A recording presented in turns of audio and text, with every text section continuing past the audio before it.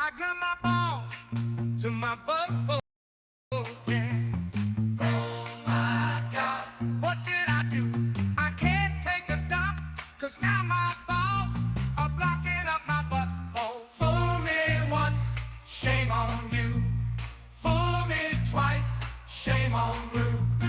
Good God, I pulled too hard, now my scrotum's stretched out like a fucking yard. Oh God, I grew my balls to my butthole, baby. Oh my God, what did I do? I can't take a dump, cause now my balls are blocking up my butthole. My lady doesn't want a life of watching her man use a butter knife. Face down, ass up, try and saw off the sack. Oh baby, fucking please just take me back. I grew my balls to my butthole, baby. Oh my God, what did I do? I can't take a dump, cause now my balls are blocking up my butthole. Fool me once, shame on you. Fool me twice, shame on blue. Good God, I pulled too hard, now my scrotum's stretched out like a fucking yard. Glued my ball, it was inevitable, baby. This could have happened to anyone. Life is just fun like that. I got my balls to my butthole, baby. Oh my God, what did I do? I can't take a dump, cause now my balls are blocking up my butthole. Good God, I pulled too hard, now my scrotum's stretched out like a fucking yard. Good God, I pulled too hard, now my scrotum's stretched out like a fucking yard.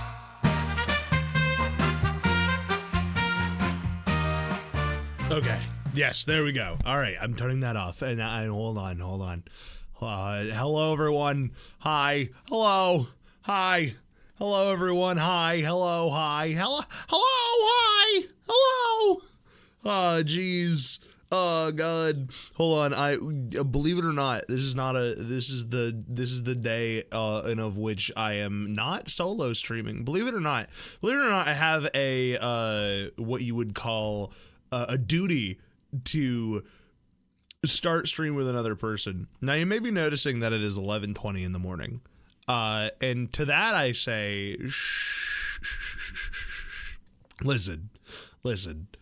If every What is the quote? If every pork chop were perfect, we wouldn't have hot dogs. That's me, baby. I'm a juicy old hot dog. All right. sometimes Papa goes to bed again twice in one day. Oh gosh. Yeah, Tarmac, I hope you feel better, man. Yeah, do some gaming, get some video gaming going. Like, you've got this, man. Take a day for yourself. Take your fucking day for yourself. One day the hot dog will remember to call me. I'm calling you right now. Hold on. It's happening. You can't hear it, but it's happening right now. It's ringing right now. Believe you me. It's literally ringing. You just can't. You don't, hello. I did it. I called you. Hi. I'm so sorry. I'm so proud of you. this is the worst. I'm so good at streaming. I was up at 5 in the morning today, and then I was like, you too? Yeah, and then at like 8, I was like, I could go back to bed. Like, what's the worst that could happen? And then the worst happened. So true. Oh yeah. It's fine. I was also up till 5 because shit. yesterday I slept all day. Oh yeah, I do remember. And then that. I had coffee to get through stream at 5 p.m. Woof. Yeah. So I woke up and I was just chilling in bed, and I genuinely thought it was still the morning when you messaged me. So we're both really pretty today. Let's fucking go, dude. That's what I'm talking about. We're so professional. It's all about professionality around here. Frankly, I don't get out of my bed without an ounce of professionality, all right? It's the most important part of my day. Hella. Hella. Take care, Mac. Streak triggered. Yeah, take care, Mac. I hope you feel better, buddy. Sorry that you're having a rough one, man. Don't worry. Bronte's probably going to be having a worse one if it makes you feel better. He's almost exclusively going to be having a bad time. Oh, Deezth Nut. I just want him to have happiness just for one moment, please. That's up to us. We got to build the happy somehow. I don't know if... frankly, I don't know if there is a happy ending to this game. It's called The Life and Suffering, so maybe it's all bad. Oh. Oh, jeez. Oh, God. Oh. I'm gonna move this a little bit so that Brante is on the right side of this. Here, there we go. I love being the visionless ghost that haunts your stream. Someone's got to do it. What the hell? I am not here. Oh, wait. Oh, you're right. You're not here. Where is my little... Yeah, I'm a sourceless little voice. Where's my little guy?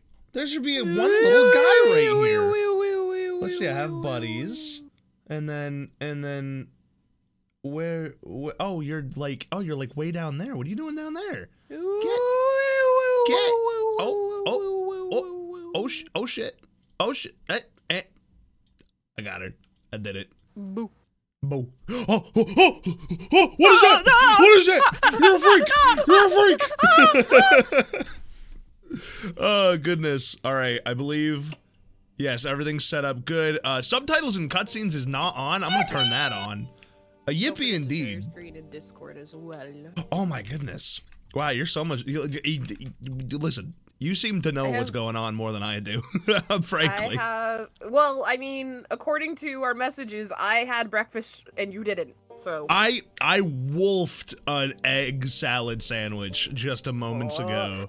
I had a tuna sandwich. Those are Let's very go! similar vibes. Let's go! Oh my god, dude, what a Friday! I hope everyone in chat had a soft sandwich today. Soft sandwich. Sandwich.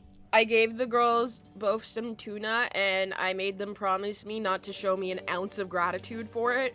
Damn. Because it does not go well when they are grateful for their tuna. What does that mean? It means they think they have to get me a gift. For tuna? I mean, that's very nice. It's very sweet. Is it though? I don't know. What kind of gift? Bird. No! I know! I mean, it's the thought that counts. No, I don't want murder in my home! It's just a little... Murder is sacred to them. They love it. It's like a little treat. Bird up. Ring, ding, ding, ding, ding, ding. Lol, life and suffering you little mouse, you Stuart Little. First of all, put some respect on Stuart Little's name, alright? I am not he. You absolute rat bastard. He's a mouse. What are you saying? Anyway, good morning to you also, Sammy. You and your, what do you got, 70 streak? Jesus Christ, you're an animal. You're an absolute freak of nature. You're a bastard. My God. God damn. I know. What the hell is up? We're about to listen. Well, I'm not going to listen. We're going to talk. I'll listen to Mocha, and hopefully she'll listen to me. I can't make her. What were you saying? Huh? What was that? What's going on? Lainey and I've been doing that so much lately. Oh, God. She said she accidentally did it to her students. Like, someone said something stupid in class, and she went, huh? Oh goodness. Hello Java. So let me very briefly go over what we're doing today for those who weren't here last time. So my name is Cal, as you all know. This is Mocha. Say hello, Mocha. Hello. Oh, she doesn't usually sound like that. And today, oh God. This is actually not far off from what it sounds like when you join a call on Discord. I'm not gonna lie. Oh, there you go. I keep forgetting that you can do that on command. This is our dad Robert, and we are sweet little baby Deezth Nut Brante in a world of, I was gonna say crime and villainy, but it's kind of the opposite. It's more sort of fascistic feudal state where we have to follow a very strict sort of religious I don't even know what you'd call, like, process of being stamped on by society. It's great, and we love it. We are part of the cast of what they call like people who suffer, like the lower class, because our mom is lower class, and everyone's really mean about it. Our dad is upper class, and that means there's technically some room for upward nobility, maybe, or mobility, I should say. Upward mobility to nobility, even. I don't know, am I forgetting anything, Mocha? Is there any other important?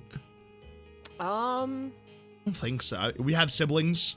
We have siblings. We love the sister. We love the sister. She's great. Stefan is a little rat weasel. He is a rat weasel. There's no uncle. That's our grandfather, and he's horrible. Yes. He's horrible. Fucked up and evil. Yeah, he's. I kind of like. I don't know how in depth this game goes, but there's a part of me that wants to gain his favor so we can backstab him and kill him as an adult. Oh my god. We might be able to. Long game. This is for my toy soldiers, you bitch! Why did you throw them in the fire?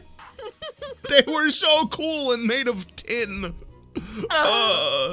Well, without further ado, good morning, Avery. I will start us off. As we did last time, Mocha and I are going to be swapping page for page, and she's going to do the voice of the female presenting characters. I'll do the voice of the male presenting characters, and if we forget, it is up to chat to remind us, and then Mainly if Sammy. not... Mainly Sammy, and if not them, then we will try to remind each other of where we are at, because 2 streamers, 1 brain cell, you get it. It's hard, it's difficult. Not to mention that brain cell is not the most flourished. I'd say that they are unwatered this morning. Our crops are barren. We've had a blight. Our brain cell is but a little raisin. I know, all shriveled up. You woke up with a headache. Kill the moon. I agree. Do it. All right. No, I love the moon. Further. Okay, maybe don't kill the moon. Mocha likes it. I'm indifferent, frankly. Go kill Mars or something. I don't give a fuck about Mars. The kaleidoscope, which kaleidoscope is like those things you hold up to your eye, right? That do and it's got all the pretty shapes and colors. Father now checks on your studies often and nitpicks you for sitting or eating or speaking in an incorrect fashion. Once he becomes so annoyed, he says that he wishes Stefan had been the one to stay home instead of you. You never expected to hear these words from your father, of all people. Oh, good. We're starting off rooting for him. Strong.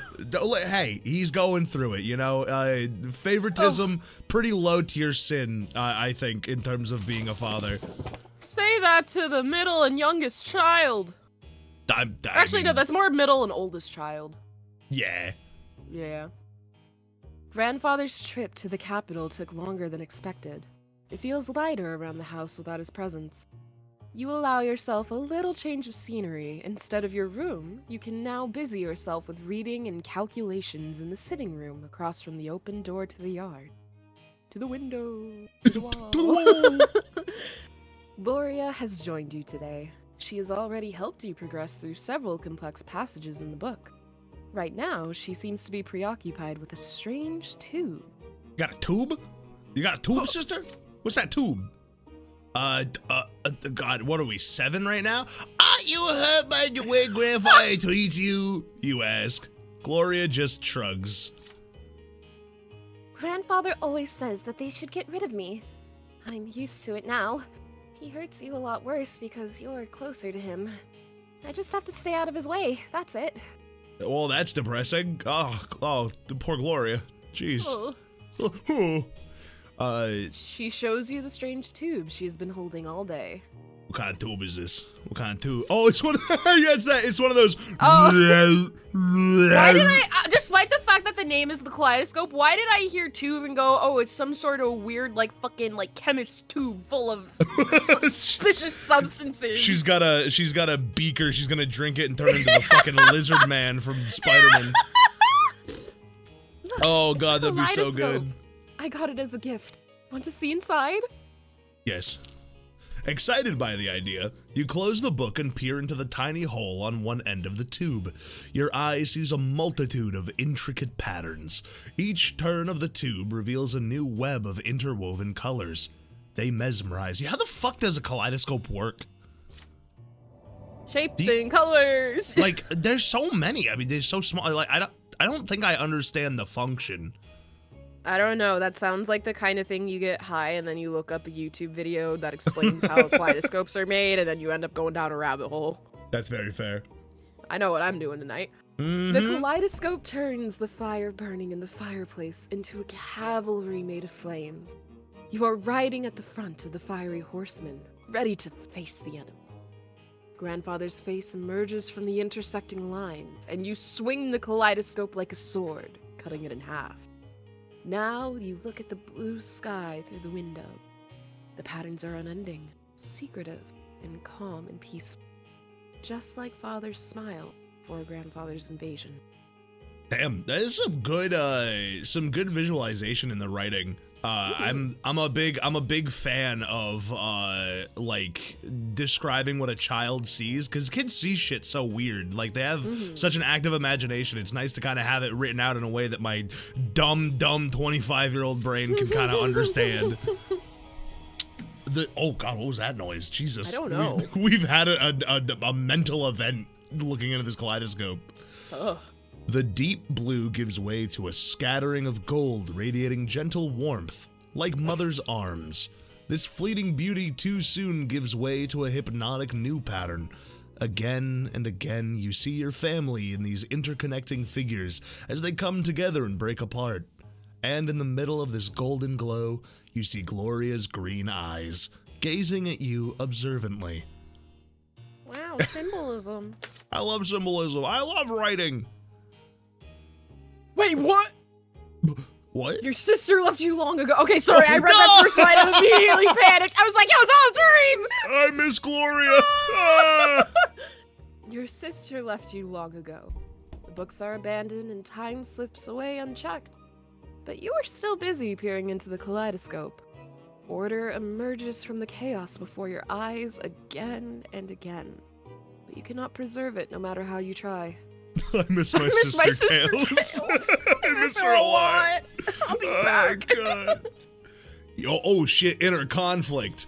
You are caught in an inner conflict. There's so much that can be done with this kaleidoscope. Something tells me I'm only going to be able to choose one goddamn option.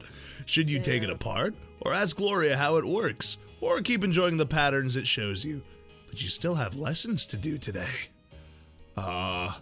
Apparently our willpower. How the fuck do we get willpower? I can't quite remember. I don't know, but we fucking need it because I feel like we're about to get Gloria's kaleidoscope destroyed. Oh, 1,000,000,000%. Fuck. Yeah. My name is Deezth Nut Brante. I'm 7 years old, and this kaleidoscope looks fucking awesome. Oh no. I love the kaleidoscope. You continue peering into the ever-changing patterns the kaleidoscope offers you. They become truly interesting when you point it at the shining pillar gleaming in the sky. Oh wait, hang on. I'm blind! Hang on, wait, no, I'm actually intrigued. Hello. The light reflecting off of the little, like, glittery bits. The godly beam! My eyes like an ant. In your mind's eye, one battle follows another, filling your ears with clanging steel and the neighing of horses. You are leading the Imperial Army now. Everybody's so proud of you. Grandfather says you are better than Stefan. And I'm sure everything after this page flip is going to be good. Yeah, it's going to be so great. Oh. And Father's stern voice cuts your daydreams short. You lost track of all time. It is evening now. Ooh, no. How did you get your hands on this toy, Deezth Nut? Why aren't you studying it? Give it to me. You will have double the lessons tomorrow. Oh, God. We got willpower back, but we were in the negative, so we have no will still! Hey, it's better than negative 10 willpower. Oh, the kaleidoscope God. gives us strength. Kaleidoscope. Kaleidoscope. Kaleidoscope. Colors. Oh, God, again? More sweet temptation? Oh. The world is full Grandfather's of shit. visits are no longer a cause for fear and panic in the house. He has become something you are used to. Something nagging, yet not unordinary. Like a splinter or a stain on your trousers. The tension still remains, however. Sir Gregor's disdain for everyone in the house is so palpable, it almost stings for real. So what For you're real saying life? is a grandfather's a piss boy. Like a Oh my piss God. stain. He's a piss boy. I Oh, hate no. him. He reeks of piss every day. I say, No. grandfather, did you pee yourself? No. You smell so pee-oriented. Why are you like this? Cause that's what old men smell like. Have you ever smelled an old man? They smell like pee. No, I'm not gonna walk up to an old man and go, Well, no. we live different lives, all right? Yes, we do! I don't tell you what to sniff on your day. Don't tell me what to sniff on mine. Oh my god. Your lessons with the tutor are done for today. You are walking down the stairs when you spot Gloria peeping into the sitting room through the slightly open door. You sneak up on your sister and tap her lightly on the shoulder. She is startled. Ah, what the fuck? Oh god, Glorious. Oh. I was in the middle of drinking my drink, I'm sorry. Oh, it's you, Deezth Nut. Look, Sir Gregor's eating something. That's Why so. do I care about this? Grandpa's eating. He's human. human. I knew it. Grandfather is sitting on the sofa flipping through a book with one hand and reaching for a glass bowl with another now and then. Inside the bowl, you see candied fruit, a sweet Ooh. confectionery forbidden to the common estate. Like all sweet things. Ah. Yet grandfather's face shows no pleasure as he keeps consuming the high-born treat. He's such a bitch. Such a bitch. The clock strikes 3. Grandfather rises from his seat, puts away the bowl on a shelf, and leaves for the yard. He always takes a walk in the city at this time. The milkshakes and the boys are in the yard. He's gotta go find them. Gloria nudges you with her elbow and looks at the candy bowl when you look at her. The first emotion you feel is fear, but next comes curiosity, and it is stronger. Stefan used to boast that candied fruit tastes incredible, and now you have a perfect opportunity to try it. I mean, we've never had it. It's a new experience. I don't want to get lashed again! It's candied. I'll I don't wanna bleed get for it. lashed! You try a candied fruit for. Oh, we have no choice. We're just Oh. doing it. Sister, you're a bad influence. Oh my god. The sugar starts to melt as soon as you put it on your tongue. It's so sweet. You've never eaten anything as good as this. You take the whole bowl, oh Jesus Christ, off the shelf and give it to your sister. She takes a fruit and brings it to her mouth, carefully, like a rare treasure. Oh God. There is a thumping on the stairs. Footsteps accompanied by the knocking of a walking stick. You have no idea why, but grandfather is back. You quickly hide behind the sofa and pull Gloria after you, but she is frozen in place with the bowl in her hand. The door opens. Grandfather's menacing figure advances on Gloria. His hand seizes her arm. You shouldn't have left fucking treats in a house with children. I don't know what. That's not our fault. We don't have fully developed prefrontal cortexes yet, okay? We make a lot of rash decisions. Oh. Quickly eat all. Yeah, just start eating the candy as quick. You're gonna kill me now! You squalid, ungrateful, low-born child. How dare you bite the hand that feeds you? You and your trollop of a mother would be sleeping in a ditch if it weren't for my spineless son. The sweet and pleasant things in life are for the noble estate, not for the likes of you. Did you forget your lot? Oh, God. His hand swings and hits Gloria on the cheek. This was me, right? Or am Yeah, I crazy? think so. Okay. She falls to the floor right next to where you are hit. No, wait, now I realize I'm pretty sure it was supposed to be you. Is it me? Okay. I think so. She falls to the floor right next to where you are hidden. Her fingers glisten with the warm, melted sugar that brought you here. Grandfather advances again, his walking stick ready. But then he sees you, huddling behind the armchair. Please don't hurt him, Sir Brante. This is all my fault. He tried to stop me. You can already see a bruise on Gloria's cheek. This is only the beginning of her punishment. Gloria was caught red-handed, unlike you. You can still avoid your punishment. What is it then, milksop? Did you try the sugar too, or were you trying to stop this piece of filth, like she says? Damn. So we could use our newfound willpower immediately to tell the truth. We could mock grandfather, which, sounds like a horrible idea. Or we could lie. I do not put it past him to just beat 2 children with a cane until we are nothing but a pile of blood. I feel like if we tell the truth, it's not going to do anything to help Gloria. Especially after she went out of, because she went out of her way just now to defend us. I feel like we would gain some approval from either tell the truth or mock the grandfather along your sister from Gloria, but we would get fucked over in the process big time. Yeah. The other thing too is this where we want to spend our willpower that we just got back? That's a really good point. We're at this stage now where maybe sometimes doing the shittier thing is like the way for us to be able to do better stuff in the future. She did lie for us. Yeah, and if we just go back on that lie, then I'm a little worried that she would get a worse punishment because she lied to Gregor.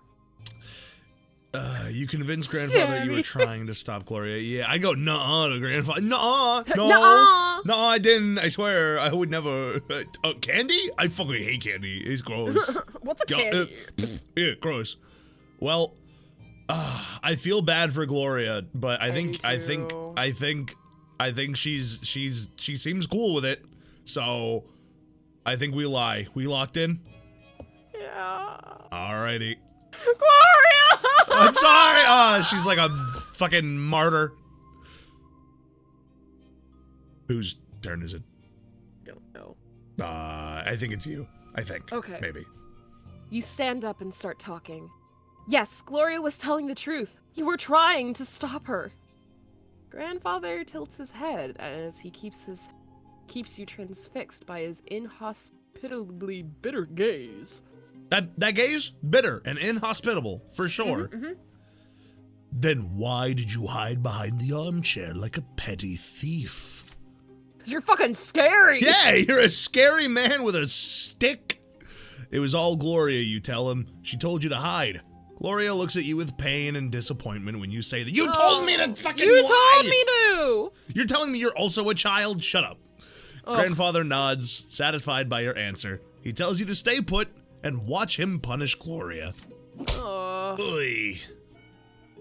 For the first time in your life, you see somebody else being punished. Her skin split apart by grandfather's walking stick. Her clothes getting soaked in blood as she writhes in agony. I regret our choice! I know, they go really fucking hard with the punishments in this, like, universe. Like, it's not just like a whipping. It's like, I'm going to beat the shit out of you. Good lord. Night comes, but Gloria's sobbing keeps you awake. You go to her bedroom and try to calm her down, but a muffled go away is her only reaction. She lied to grandfather for you, so why is she angry with you now? Okay, I'm glad that, yeah. It's a small price to, we'll make it up to her. We'll make it up to her. Like, Gloria's our homegirl, but grandfather is so strong, and we are only 7 years old.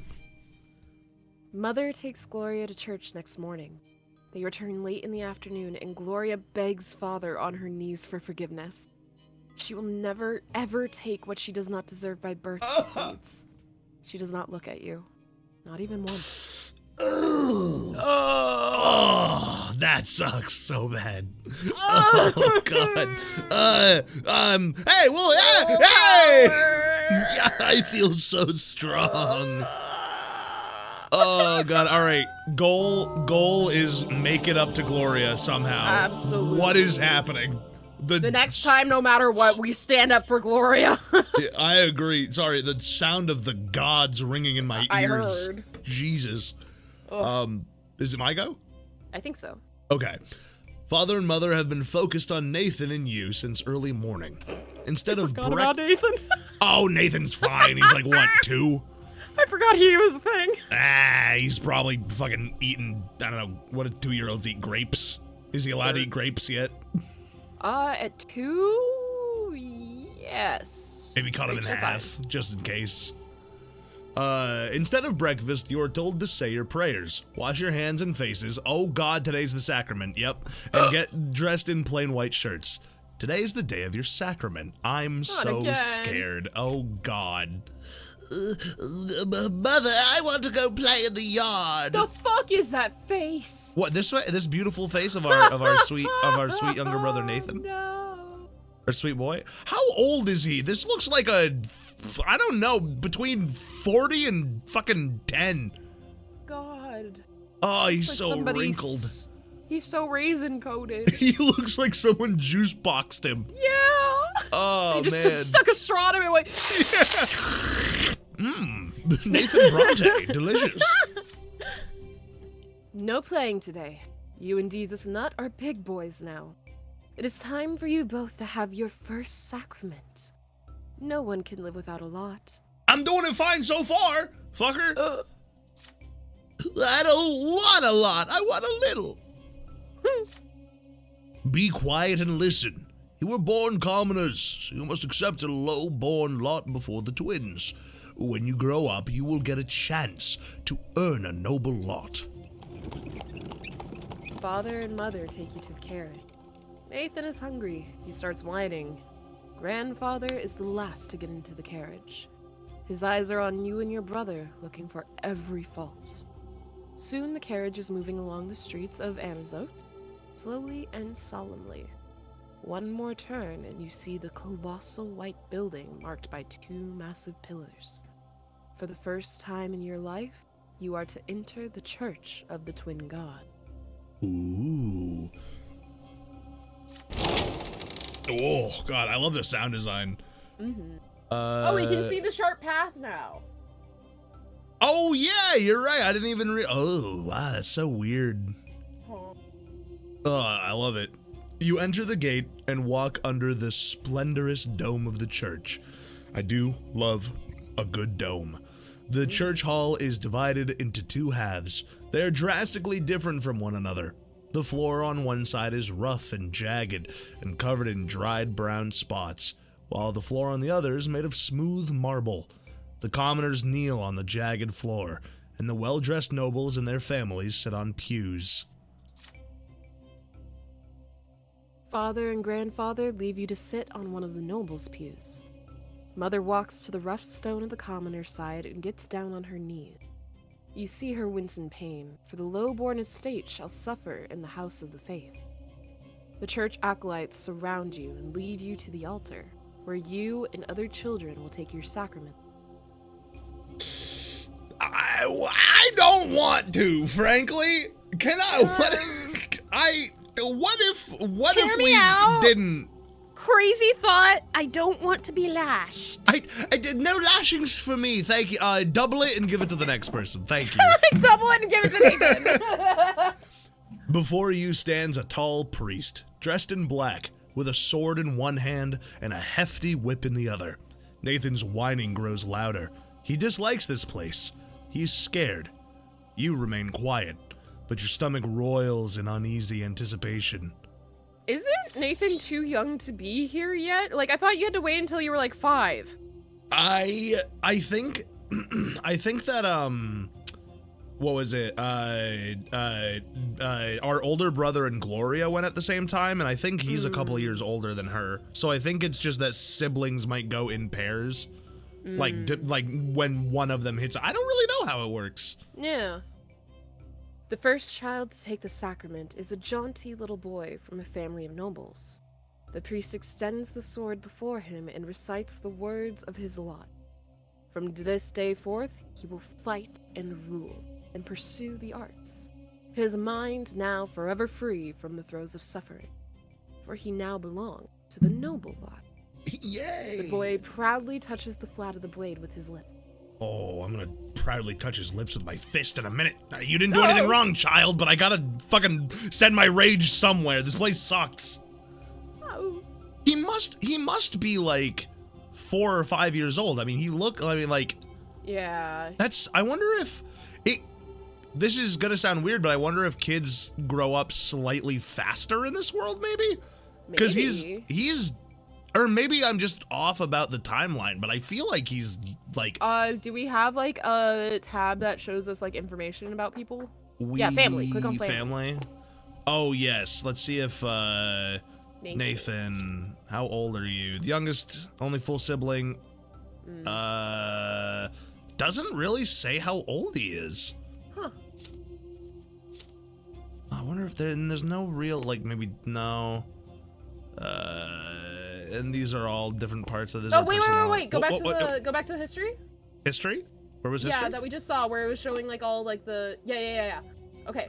Oh so yeah, you're right. Nathan's birth was the year of 1122. So he's 3. 3, almost 4 probably. Got you. Okay, so yeah, I mean, I guess that tracks actually. I don't know.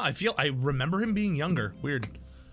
I think I'm up next. Yeah. Nathan is next to receive the sacrament. He suddenly snaps out of his fearful trance and tries to break free, but the acolyte pulls him towards the altar and throws him on the jagged floor of the low-born side. The sharp edges bite into Nathan's knees as he lands, spraying drops of red around him. I don't want to, Deezth Nut. Why do they want to whip me? What did I do? You try to break free and run to Nathan's side. You want to give him courage and protect him. But the acolyte's grip on you is too firm. You feel utterly helpless. Your little brother has to face the world all by himself. No! My baby! My baby boy! I hate that for him, personally. The priest starts reciting the words of the lot, and he swings the lash over Nathan's shoulders. From this day forth, Nathan, thou shalt endure, and work, and suffer. Thou shalt be ardent in thy labor, and humble in obedience to thy rulers. And now cometh thy first true suffering, which thou must accept with gratitude. Oh, God. The lash cracks. It strikes his right shoulder. Strikes his left shoulder. The blows are so powerful that Nathan falls to the floor. The priest tells him to rise. He has received his lot. Nathan gets on his feet and drags himself towards Mother. His knees torn, bloodied. His spirit broken. Yeah, you know what?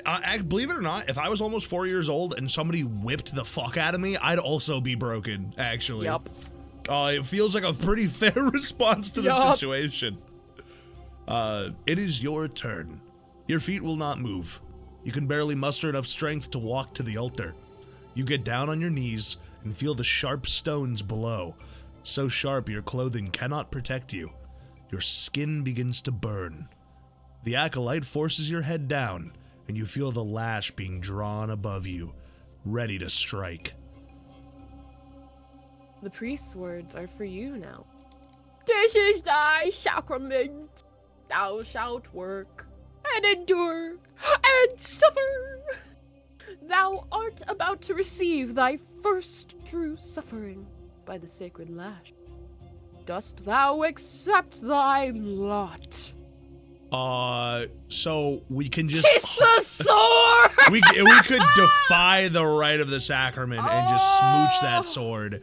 We could also catch the lash, which is badass as hell. That's so badass. I kind of want to be a very badass cool. without the cost of our willpower. I kind of like the. I kind of want to catch the lash. You want to catch the? Yeah! Somebody play my music. Hit the jukebox. Oh God, that's blood. No. What? What is that? Jesus. You said to hit the music! That's terrible. Vanessa. No. Why are you here? The lash strikes, but your hand flies up and intercepts it before it reaches your shoulder. The leather whip leaves a deep cut on the palm of your hand. Blood starts dripping down your arm, soaking your humble shirt with red. The furious priest yanks the lash out of your hand. The acolytes grab you by the arms again. You will not be given a second chance to interrupt the sacrament. That's right, bitch. The lash cracks. It hits you on the right shoulder. You grit your teeth. Your back barely hurts at all. The real pain comes from the cut on your hand. The lash strikes again, this time on your left shoulder. You rise and walk away from the altar, swaying. You see things with surprising clarity. A timid hand touches yours. It is Nathan. His tearful face a mixture of confusion and awe. We showed off for our baby brother! Fuck yeah, we did. Maria, I do not speak what I believe is Russian. So if that is Russian, I hope it's something nice. Do you not have a rule about English only in your chat? Should I? Yes. Oh. English only, Maria Morozova. English only. Mother takes your hand and leads you out of the church. Once you are outside, she scolds you for being insubordinate. Grandfather is the last to leave his church. His face is covered in red, angry blotches. God, I hope he's having a heart attack. There's a quiet fury in his voice as he says something to Father, who remains quiet and miserable as you walk to the carriage. Sammy? Somebody spray Sammy. Sammy's helping. Is he helping? Yeah, he said that we don't speak Russian. Oh, how do you know that? Because I also had Google Translate up. We all had the same thought. I'm glad that everyone else is responsible around me. You defied a powerful will that day. There is fear inside you. You fear this will might one day destroy you. Hell yeah, that sounds like a goddamn main character prophecy to me. Also, we are slightly less perceptive, but it's probably because we're staring at the badass scar on our hand. Yeah, we're like. Yeah. Hi, hello, hi Maria. Welcome to the stream. Oh man. The sacrament, year 1125. You've taken your first sacrament and received the commoner's lot. Hooray! Yippee! The mark left on you by the sacrament takes a long, long time to heal. Mother says it is a reminder of your lot. Suffering and sufferance. Pain and patience. Gloria shows you the mark of the lash on her shoulder one. It will never disappear. Well, Gloria, no need to fucking brag about your big lash. Mine's cool too, okay? I got one on my hand. It's awesome. You are a commoner now. This is the lot you were born into. But Father keeps telling you to study hard so that you may yet earn a different lot and become noble of the mantle. You recall the past with warm sadness. When Stefan still lived with you, or when he wrote to you for a time shortly after he left. Now he thinks it beneath him to write to the commoner in his family. Mother didn't lock herself in the bedroom as often back then. This changed shortly before Nathan was born. But most importantly, you missed the time before the terrifying figure of your grandfather constantly looming over you. Yeah, I hate that guy. He smells like fucking ashtray and old. Sammy, I feel like they would have just straight up killed us. I feel like we would have gotten our first death. If we had kissed the sword. I wonder if they use a sword so that if someone does that, they could just kill them as quickly as possible. Like, ooh, you're not supposed to do that. Just fucking yank. I mean, you get extra lives. You come back. Yeah. Oh, that's so cool. Not mozzarella, but Morozova. It's my last name if translated into English. It's something like cold or frost. That's so cool, Maria. Very dope. You learn the true power of the lot only after the head of family's arrival. In Grandfather's eyes, no commoner deserves to be treated with kindness. Is this just him, or is it the way of the entire world? The very thought makes you queasy. I'm sorry, we only just realized that's how our grandfather feels. Ah, jeez, we're a little bit. We did lose perception. that's you know what? We're doing our best with our stats. You are older now. And what's more, you are an elder brother now. You've learned how to care about someone else, how to teach and protect. Hey, if they kill Nathan in this game, I'm gonna riot, actually. That's my sweet riot little over guy. Gloria. We gotta protect our family. We must. Soon, you are a small boy no longer, but a medium boy. As the days pass, play gradually gives way to laborious study. Now your choices will decide your place in the bizarre and ruthless world of adulthood. Your childhood years are over. Well, that childhood sucked. Here's hoping adolescence is better.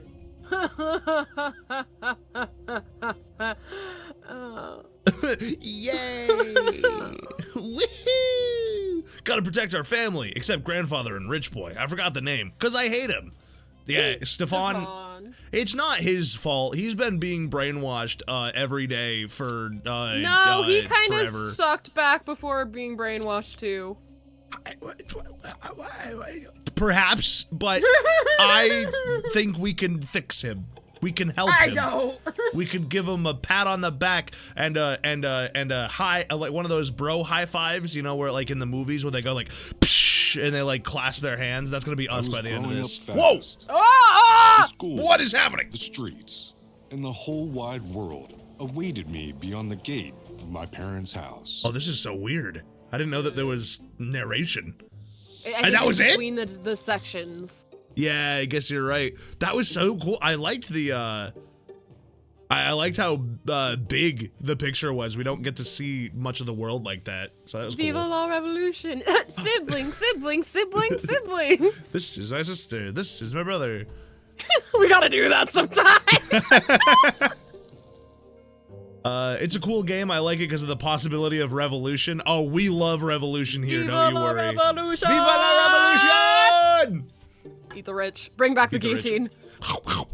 That's me eating the rich. Delicious protein. Whose turn is I it? think this is you. Okay. You lived in this world for 8 years now, basically an adult. As you grow older, life grows more complex. The world of your childhood was... Somebody put this kid in a factory! The world of your childhood was limited to your house and family, but now the realm is expanding.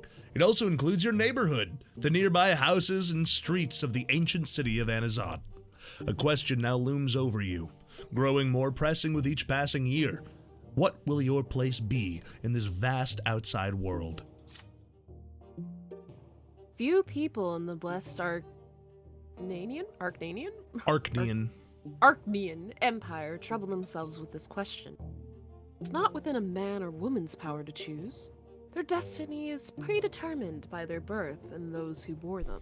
Thanks for boring me, Ma! Oh, Oh. I didn't ask to be born. I didn't ask to be born or to be a commoner. What the fuck's up with that? And yet, your peculiar birth has granted you a choice. Your father is a man of nobility, a worthy example in matters of duty and honor. Your mother is a commoner of lowly estate, humility and patience made flesh. And your sky is ablaze day and night with the light of the shining pillar, the beacon of the clergy. Your back bears the mark of the lad. Will you accept the drudgery and suffering that is the lot of the low-born for your entire life? Or will you follow in the footsteps of your father, and your father's father, and his father's father's father, and his father's father's father's father? His father's And father's father's fight- mother. Right. Girl boss. Ah! And fight for the right to serve the Empire as a noble.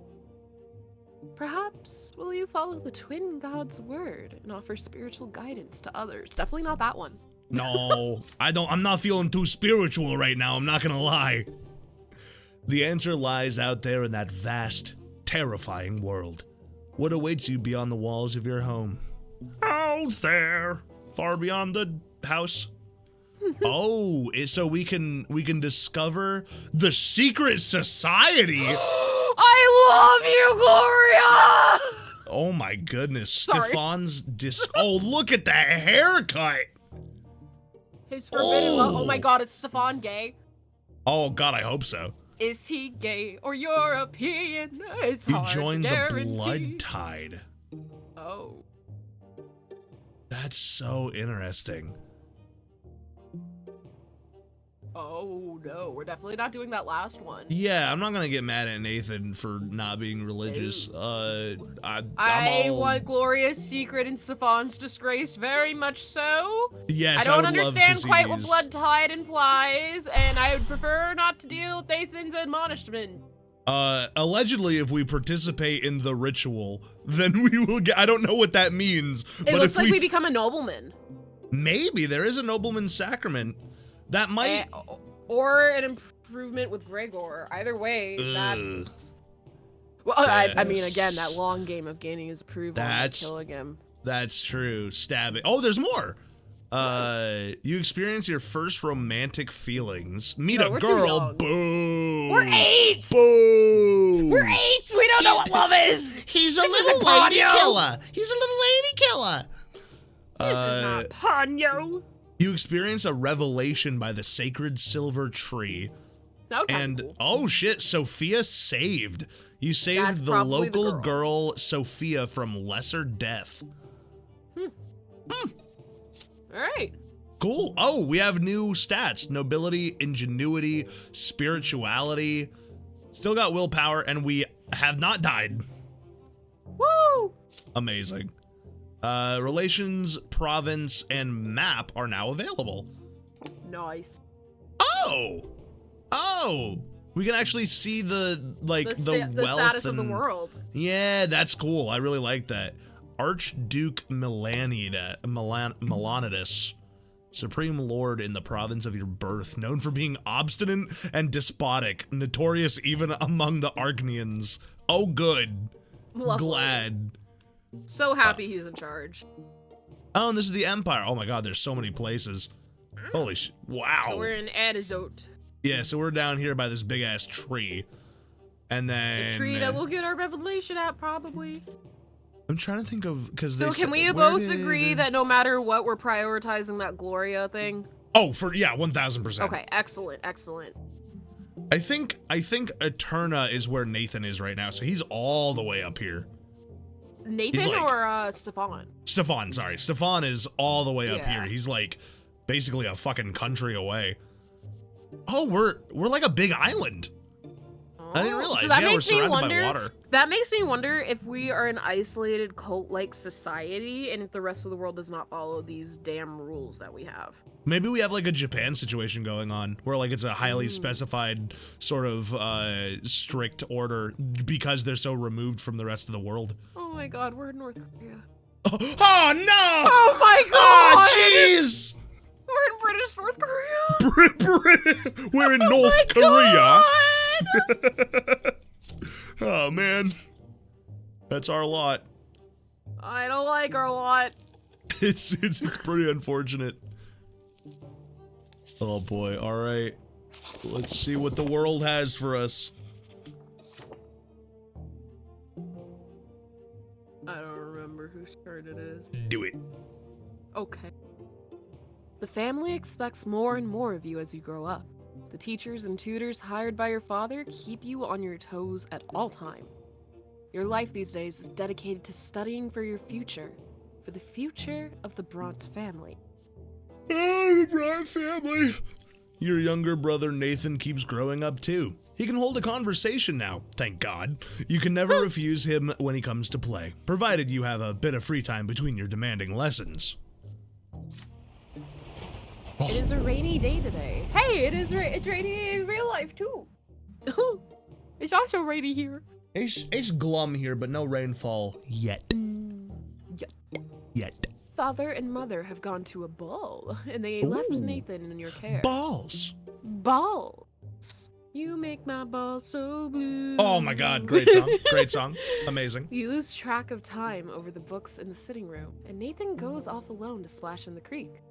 Soon, you hear his voice begging you to come outside. He's on the porch, sobbing, all covered in dirt. You walk up to him as he continues to bawl. Hey, you look like a carrot. You look like a little carrot kid. You look like you got picked up out of the ground like a carrot.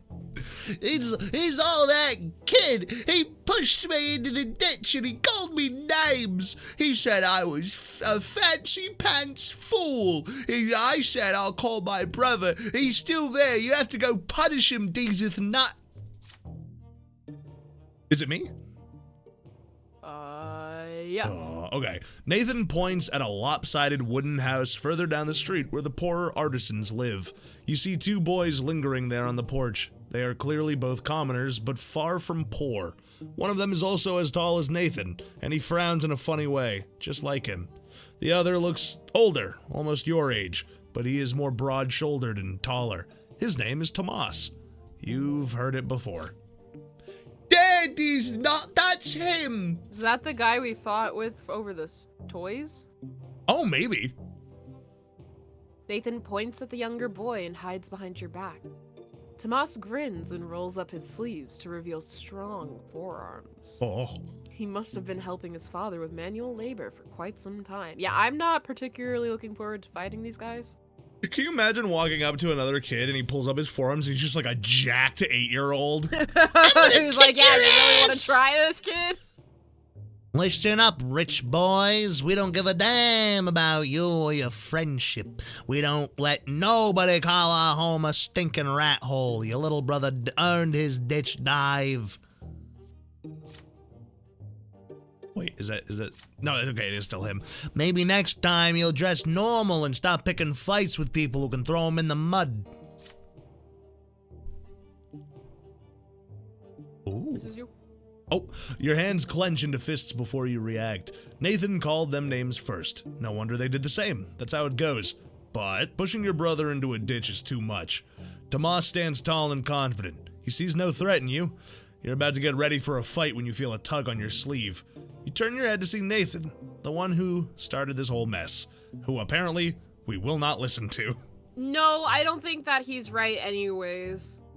That's actually, yeah, that's fair. On the one hand, yeah, maybe pushing him into a ditch was too much, but at the same time, depending on specifically what the kid said, he may have deserved it.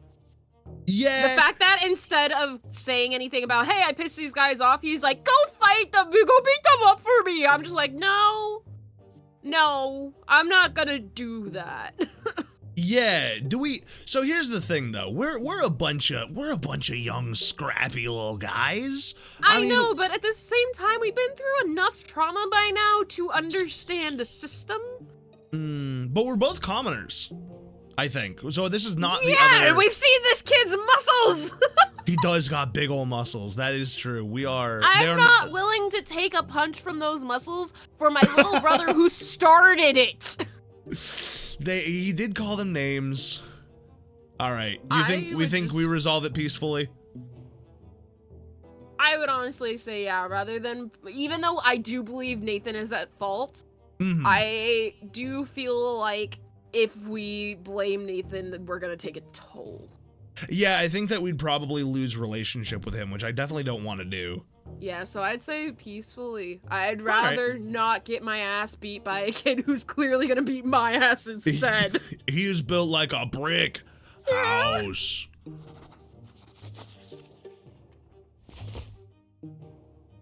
This quarrel can be resolved peacefully. You turn to Tomas and offer to solve the problem like adults. His brother will apologize to Nathan, and Nathan will apologize to him in return.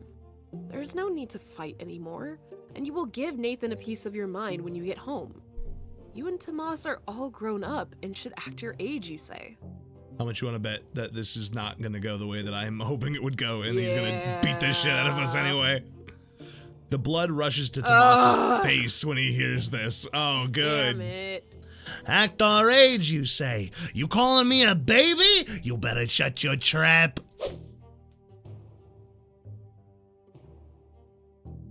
This is you. This is you. No, this is you. What? No, We haven't been counting voice acting. No, look, I read this. This is a page. Oh my god. Oh. What?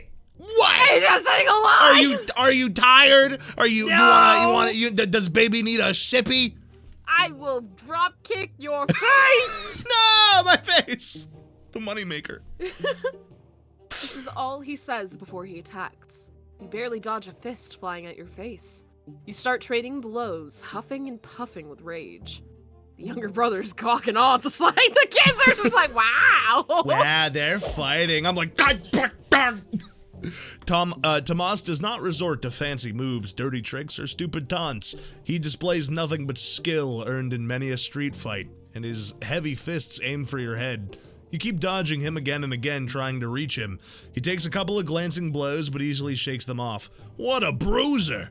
You start swinging your fists with greater and greater fury. Nathan is pawing right now. I'm gonna get him. Yeah. Your heart is pounding like a hammer. You see nothing but the foe in front of you. How much longer will this take?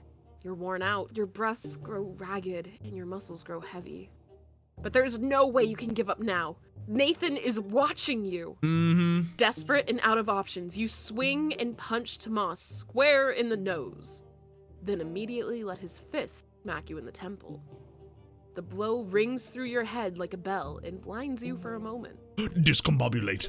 Ding! The world swims before your eyes. You clutch at your head to get your bearings. Tomas is standing in front of you, blood dripping from his nose. You no longer want to fight it out, and it seems your opponent would rather end it too.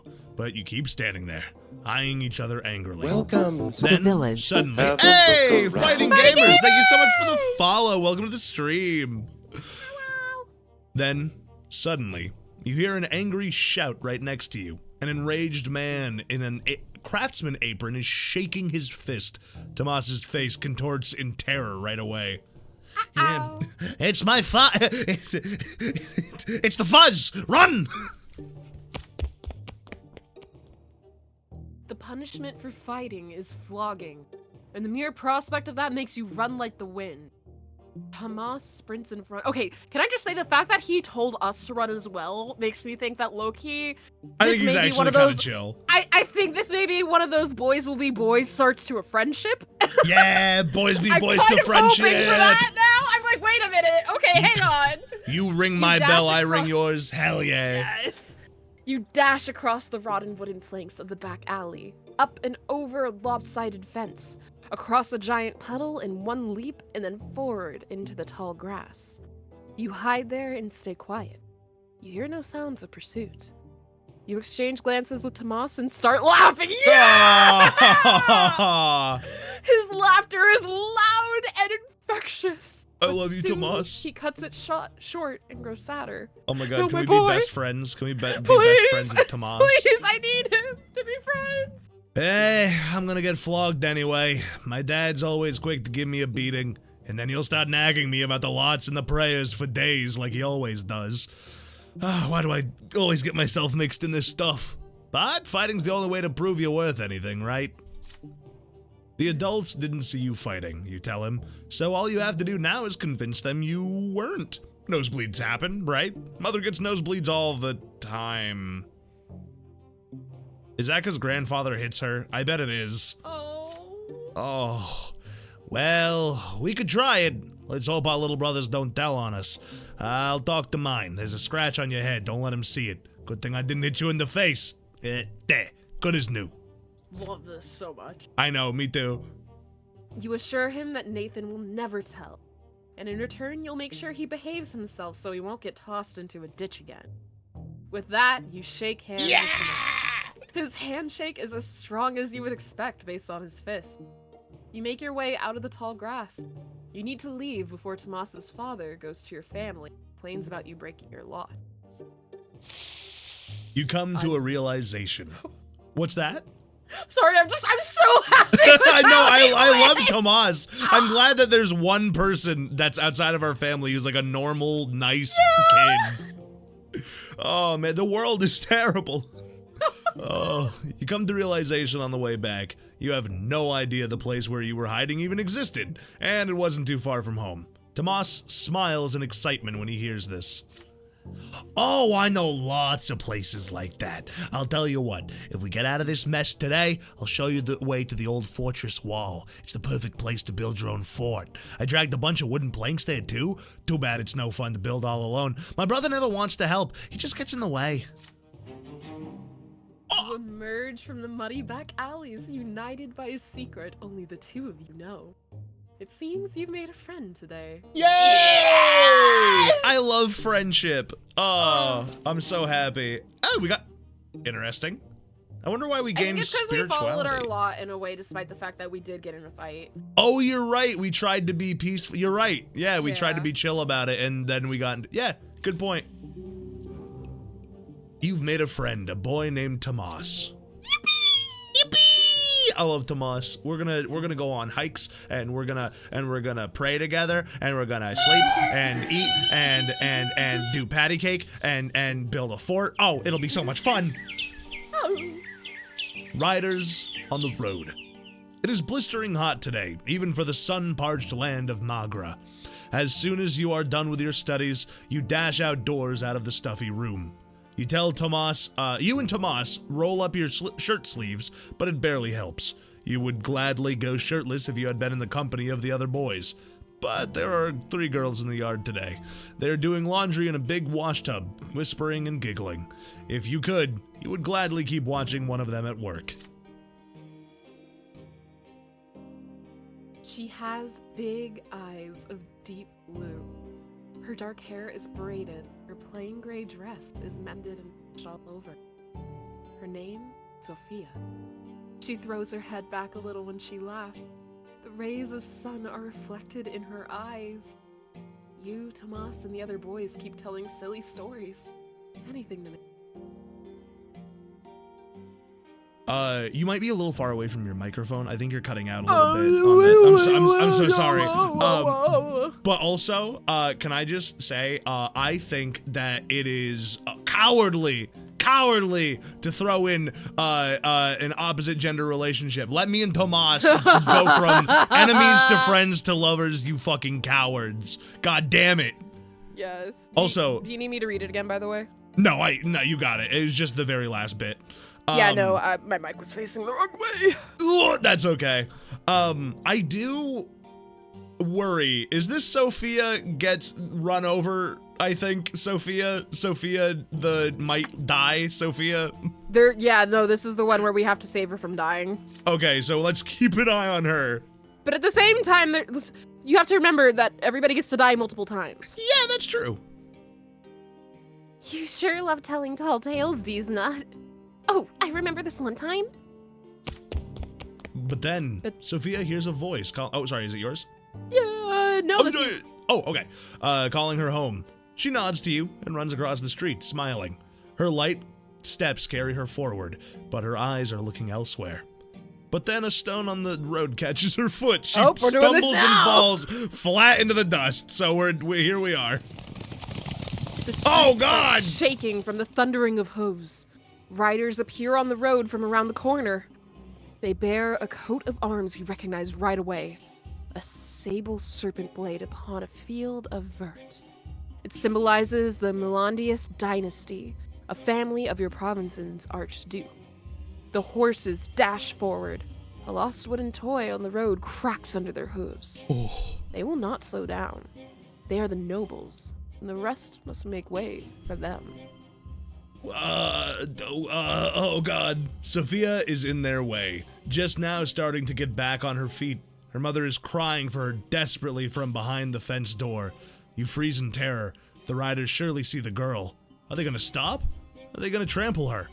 In only a few moments, the beautiful girl will be toppled, trampled, and crushed. I hate to say it, but I think we may need to die. I think if we do this, we definitely are gonna die, but I mean... We didn't die earlier, so True. I'd say that we can take this hit. You think we can take a hit? Yeah, we can take a hit. All right, let me roll up my sleeves. Think about how badass Hop, we'll look! Let's do it! Ah! Oh, God. You throw yourself blindly into the road, swinging your arms wide. That's not how you save people! That's not how you save people! Dazed by the sound of the thundering hooves, you can see nothing but dust. For a brief moment, the horses slow down, so instead of pushing her, we run in and we go, "Ah! Stop! No!" For a brief moment, the horses slow down, just long enough for Sophia to get back on her feet and flee the roadside. But then the riders dig their spurs in. Trample! Dozens of hooves knock you off your feet and roll across your body. Owie. He died so pathetically. Your bones crack, break, and crumble. Your ears are ripped apart by the thundering rhythm of the ride. Your innards are pulverized. The last thing you remember is the sound of your own skull caving in. God, I hope that's how I go out. I don't! Well, we are 9 years old, I think, and there's There's a bit of a glitch here. Our like bar is in the middle of the words. I can read through it though. Oh, these are the twins. Why do they look like dudes? I thought that they were like genderless. They're also not twins. They might not be twins. They might not be the twins now that I'm looking at them. Those might be other people. I choose to say they are other people. Oh, God. You're right. The twins are us. They look like us, obviously. Yeah, we're the twins. You're so right. You fall into a pain that embraces you like a soft feather bed. You feel light, free. There are no restraints, just a warm glow that envelops you in its secure embrace. The waves carry you. Their touch is soft. They delicately enshroud what was once your body. It is a feeling unlike anything you've ever experienced before. Something absolute and complete. You touch something greater, the reason behind everything, the reason for your very existence. You were sculpted from this light. It was the first thing you ever felt. A boundless and sincere unity of the diverse. Your beginning was a spark that cast this light in all directions. And now you are here again, one with the beginning of everything. The light gleaming from you resembles the light of the shining pillar. You still see it in the north, as always. The waves of light carry you to two figures. The elder is nearest. He is ready to accept you. He is quiet, wise, kind, and pure. The younger waits further back. You do not know what he is yet. The wave pauses at the elder's feet. He leans over and plants a feather-like kiss on your forehead. Thanks, Yes, Grandpa. Mocha. I love you, Grampy. Thank The you for kiss- my baby. Spreads all over you. You're filled with unparalleled light and bliss. You exist. You are unique, and there's no one else like you. They know this, and they love you. Well, that's nice. Oh my God, a loving creator? This is amazing. You will never be alone. You are part of them, a part of your family, a part of this universe. The twin gods will never leave you. They watch over you constantly. The elder softly touches you as you lie spread out amongst the waves, sending you further down the torrent of light. You float on to the top of the silver tree's spreading crown. I think your camera froze. Oh no, did it really? Yeah. Oh wow, I haven't had that happen in so long. Oh my goodness. Hold on, I fix so easily. It actually looks like it might, is it off? Girl? Girl?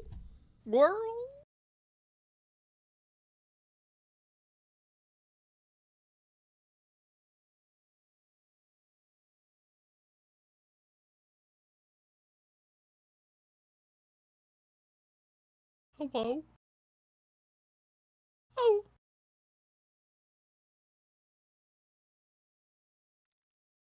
I done it. It's fixed now. Thank you.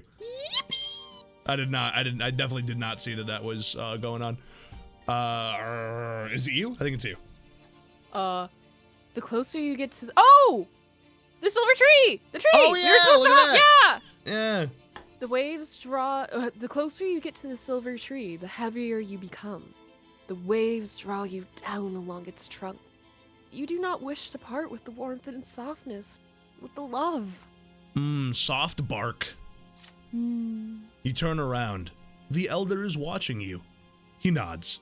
All is as it should be. Go. Your time has not come yet. You must return to the world now. As you tumble down towards your body, you comprehend the true meaning of your lesser death and the divine love that has been revealed to you. Love exists not only in the hereafter, it is present in the entire design of the twins that is the origin of all life in this world. What is the manifestation of this love in your mortal? Oh, interesting. Oh, so Do we have there's 6 choices? Oh we my have god. 6 choices. So we can So we have empire, which no. Do we what is it? Colonization. We just have pure colonization option. We have lot, which also fuck that. Family's nice. Family's cool. I kind of like either cause yourself or silence, to be honest. Like cause feels like there is like it feels like there's a personal mission to your life outside of yourself that you want to sort of enact. Yourself, it feels nice because it feels like no matter what you do, just being alive is a way to sort of praise the gods that made you. But silence is such an interesting look over answer. cause again. Cause, let's see. The love the gods have for you is so great that they allow you to change the world they have created, to influence it with your deeds. Whatever your mission is, it is proof of the twin gods' love for you.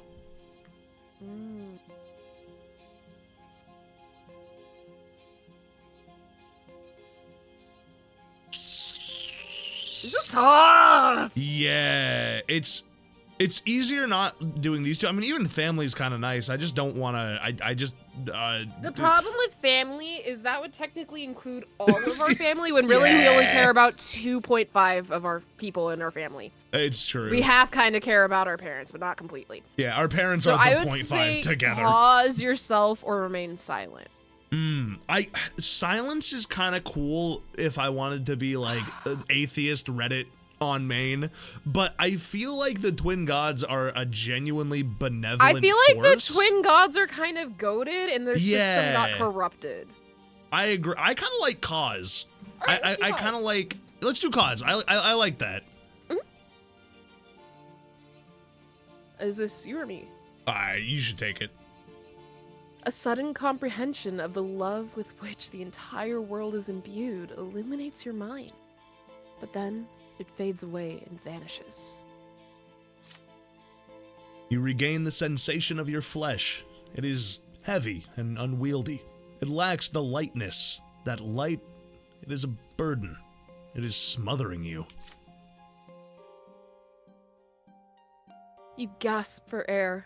Your chest expands painfully. You feel as though your lungs are about to burst. The stagnant odor of the crypt fills them. Revolting, but so real. Breathing in the chemicals. You are back. Yay! We're not dead anymore. I love not being dead. It's a pretty great thing. You want me to take this one? You got it? Yeah. Do it. Then you can feel again. You sense your body, head, arms, and legs. The light fades around you, obedient before a will that is stronger than you. You return to the world. Such is the law of the twins. You will return to the world until the time of your true death.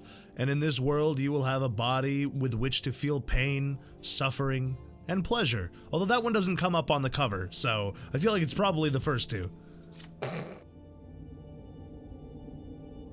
You smell a sickly, moist odor. You open your eyes and see the figures of mother and father in the gloom of the family crypt, speaking to each other quietly. They stop as soon as they hear you gasp. Mother runs to you and locks you in an embrace as father wraps you in his cloak.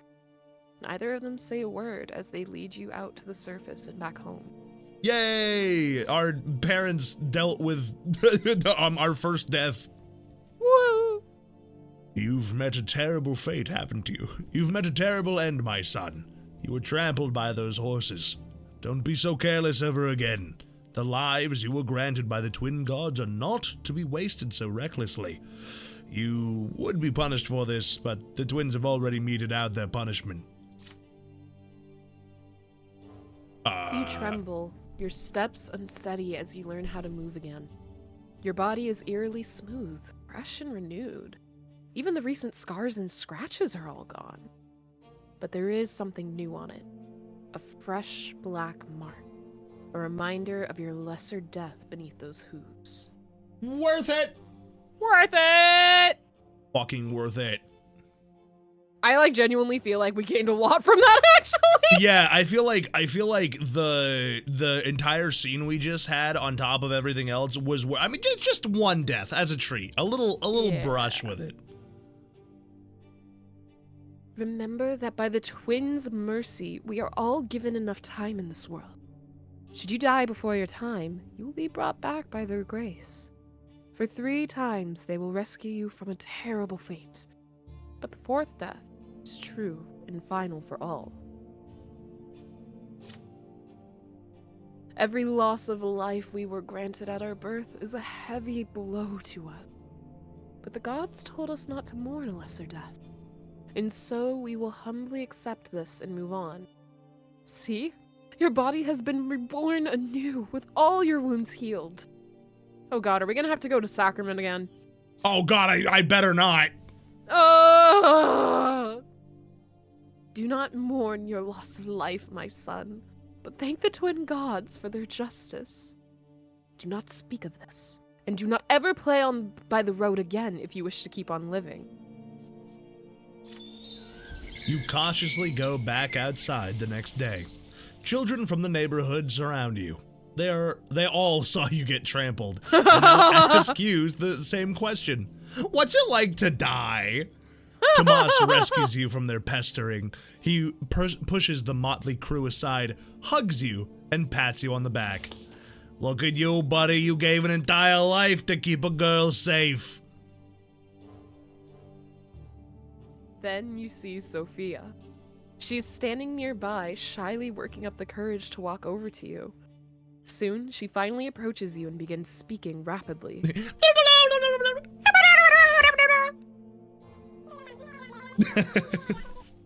Deezth Nut! Why did you throw yourself in front of those horses? My life isn't worth any more than yours, so why did you think that? You weren't supposed to die there. It was all those riders' fault. They deserve to die, not you. I just wanted to get a little goofy with it. I just wanted to get a little I silly. wanted to look cool. And you know what? I did. Also check your DMs. This is why it was taking me a minute to read sometimes. Hold on, I love DMs. What do I have here?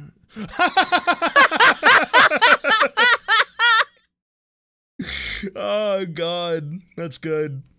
Go show it on jeez. stream. Oh wait, hold on. I gotta where's my display? And then I go believe in and you. grab, and then I take. Look, look. We are the tree people. It's beautiful. I mean, they're also gods, I guess, but more importantly, we are the keepers of the trees. Fear us. We are the twin gods. I am the old one, which makes sense. And I guess you're the young one, which, considering we're the same age, I just is a did little the one- bullshit. I just did the one that faces the way that my picture already faces. No, I'm just joking. It's very good. I love it. It's very good. Excellent. Look at us. Excellent. Godly. Godly as fuck. It's true. Finally, a form worth my face. Oh God, whose turn is it? Hang on. Sorry, I was just replying to a tech question real quick. You know Her what? voice Well, you rises to a shriek. She suddenly stops and runs back home. You stay where you are, watching her run. The golden rays of the sun dancing in her braided hair. Wow, nice hair. Y'all serving that godly cunt, Sammy says. Oh God, sorry. That's how dare you? How dare you? Frankly, you need to go get your lot, sir. Okay, I don't think you're supposed to say that. We are to be revered. Okay, we're benevolent gods, isn't that right? Yeah. And we deserve praise, and we deserve prayer, and maybe a little sacrifice every now and again. That's all we ask. It's not much. Oh, we're more spiritual now, probably because we died. Probably. Probably because we died. We're slow, which is actually better than what we were. We're just one little slow. guys. Actually, we raised, I think all of our stats just about went up, except for willpower, which is fine, because that's what I think we used to do it, so. Seeing God does that to you? Hey, listen. There's 2 of them. I should get 2. No, I should get 2 spirituality from it. 1 for each God I see a day. Hell yeah. Hey, we I got love the dramatic event. little sounds. Yeah, the have you ever played the game Return of the Obra Dinn? The what? Oh, I know a game we might have to co-play at some point. It's called Return of the Obra Dinn, and it is a ship that you are playing an investigator, and you hop onto a ship that is floated into harbor, and you basically you're like an insurance guy from like the 1600s or something, and you have to find out what happened to the ship, and so you go around and you piece together how the ship ended up in this state, and it's really, really cool. It like shows you the scenes of what happened, and you have to like walk around the scene and look at different bits of it. I'll show you screenshots of it or something later. It's really cool. Okay. Hell yeah. Hell yeah. It's like I think it's like one of the first games I ever streamed on YouTube. Back when I streamed on there. The first that I did was oh god, was it Unpacking or I think it was Unpacking was way first. Oh hell, I've looked at Unpacking. I've heard it's good. So good. I highly recommend it. It's nice. It has replay value to it, and I actually got to meet the developers at GDC. Oh shit, that's awesome. Yeah, it was nice. Hell yeah. They worried for my mental well-being. Oh. There's a level where you're moving in with your boyfriend, and he purposely like does not leave a lot of space for you, and he doesn't like make room for you. And you were supposed to try to move his stuff out of the way to make room for yourself, and I did my best to desperately fit between everything without ever even touching his things. And when I told her that, she was like, I didn't think anybody would actually are you okay? And I was like, oh. I was like, oh, I was like, oh, don't look at me. Oh. Do not perceive. Do not perceive. Oh god. No, that's cool though. Whose fucking turn is it? I think it's yours. No, Sammy. Sammy. Sammy, we were talking about unpacking and boats. It was all very important. I definitely you have to understand. I recommend. Mocha, okay. Sophia disappeared after. What? Oh. So we did all that for a girl who left.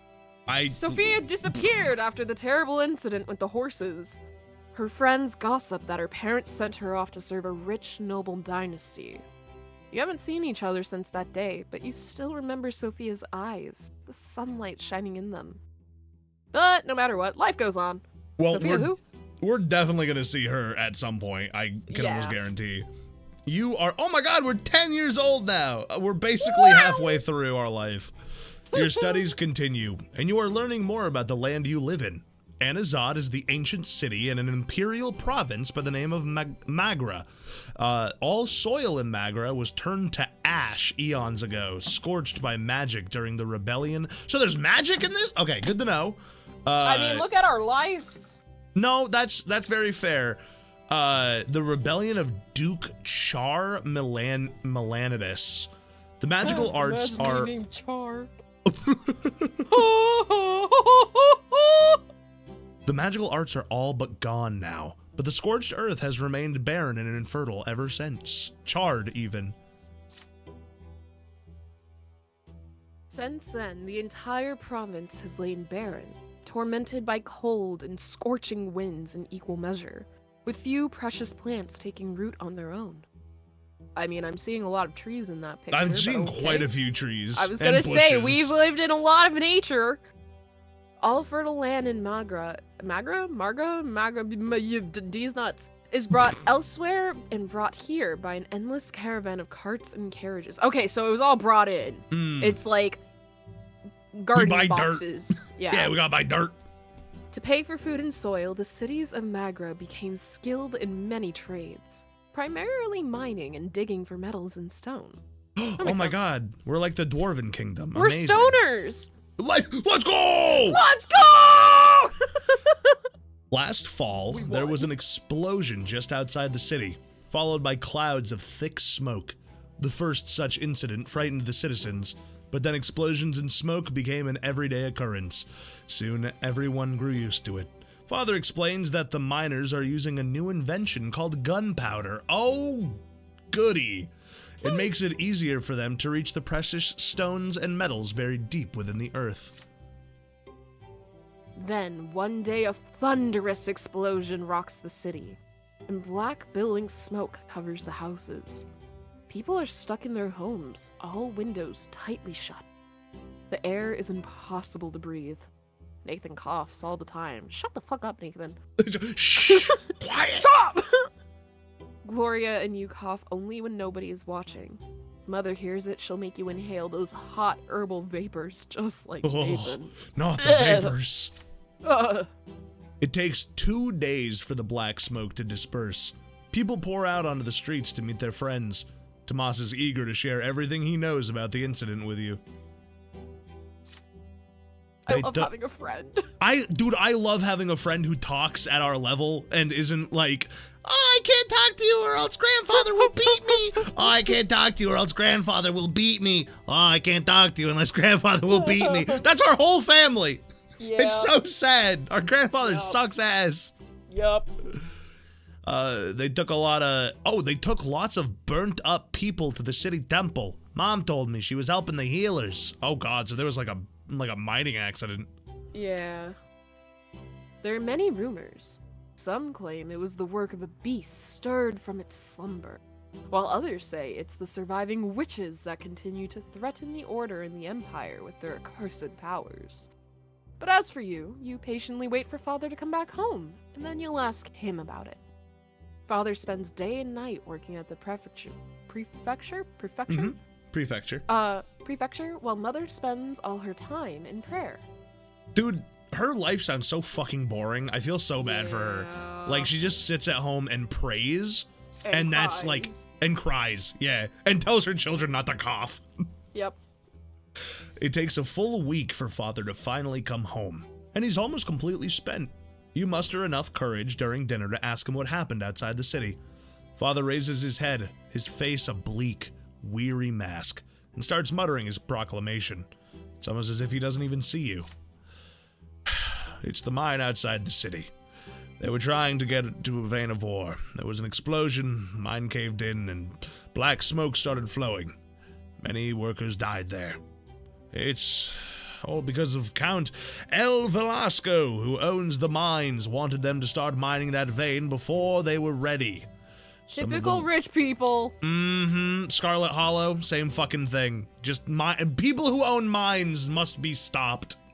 Mm-hmm. Some of the workers weren't even reborn. Perhaps the twins thought their final time had come. The prefecture has been inundated with complaints from families who have lost their breadwinners, asking the judges for help. Many people also lost their cattle to the black smoke. Count El Vasco blames gunpowder for the disaster. The prefecture and the newspaper just repeat whatever he says, but it's plain old greed and tyranny of noblemen that are to blame. Why is the welfare of our province always paid for with commoner lives? I kind of love him. No, he's great. He's just so beat down. Yeah. Whose Then, turn is it? without warning, Okay. he grows silent again. You keep thinking about it for days. Can human life really end so easily? A single moment of bad luck and you die, only to re-emerge from the temple or the family crypt with a new black mark on your arm. Or worse, you remain where you fell, dead, never to be reborn again. Ever. I wonder if people in this universe have a better or worse relationship with death than our universe. Better, like, I feel like. gotta, right? They have confirmation that their gods exist. I feel like that's gotta make you feel better. Mm-hmm. Also, order in the land has gone down a little bit, but hey, Good. we got more money from all that ore we mined. I wish for the order to lower so we can go Viva la Revolution! Viva la revolution! Revolution! Oh, Stefan's arrival! Stefan's coming home. Oh shit! During lunch, Father tells you to stay home in the evening and prepare to meet some important guests. Your elder brother Stefan will return home by dinner tonight. Joining him will be your grandfather, Gregor Brante, as well as a noble friend of the family. You're excited about your brother's return. It has been years since you last saw him. How has he changed during his years away? Oh, for the worst, buddy. For the worst. How has he changed during his years away from home? He's actually grown scales. He has sharpened fangs. He's a vampire now. He's a vampire, werewolf, I was gonna say lizard lizard hybrid. people. He's everything bad ever. Actually, he's a clone of your grandfather. He's just a little To grandfather. the village. Have a look Honest around. merchant. Thank you so much for the follow. Finally, some honest trade in this village. Thank God. Thank God. You and Father await the guests anxiously. The doorbell rings. 3 people are standing outside. Grandfather is the first to come in, naturally. He has not changed a bit since his last visit, still eyeing the house with contempt, looking for any reason to demean it. Grandfather is followed by a stately young man dressed in a jacket embroidered in God, he looks like a fucking orc. He looks so... It's the fact that he's so short yet is trying to stand so tall that really fucking nails it for me. You're just a little guy, Nathan. Or not He Nathan, thinks Stefan. he's Fuck. a short king, but he's just a short weasel. Oh no, short weasel. Oh God, whom you barely recognize as your brother. Stefan casts a glance at your threadbare clothes, your dirty fingernails, and smirks.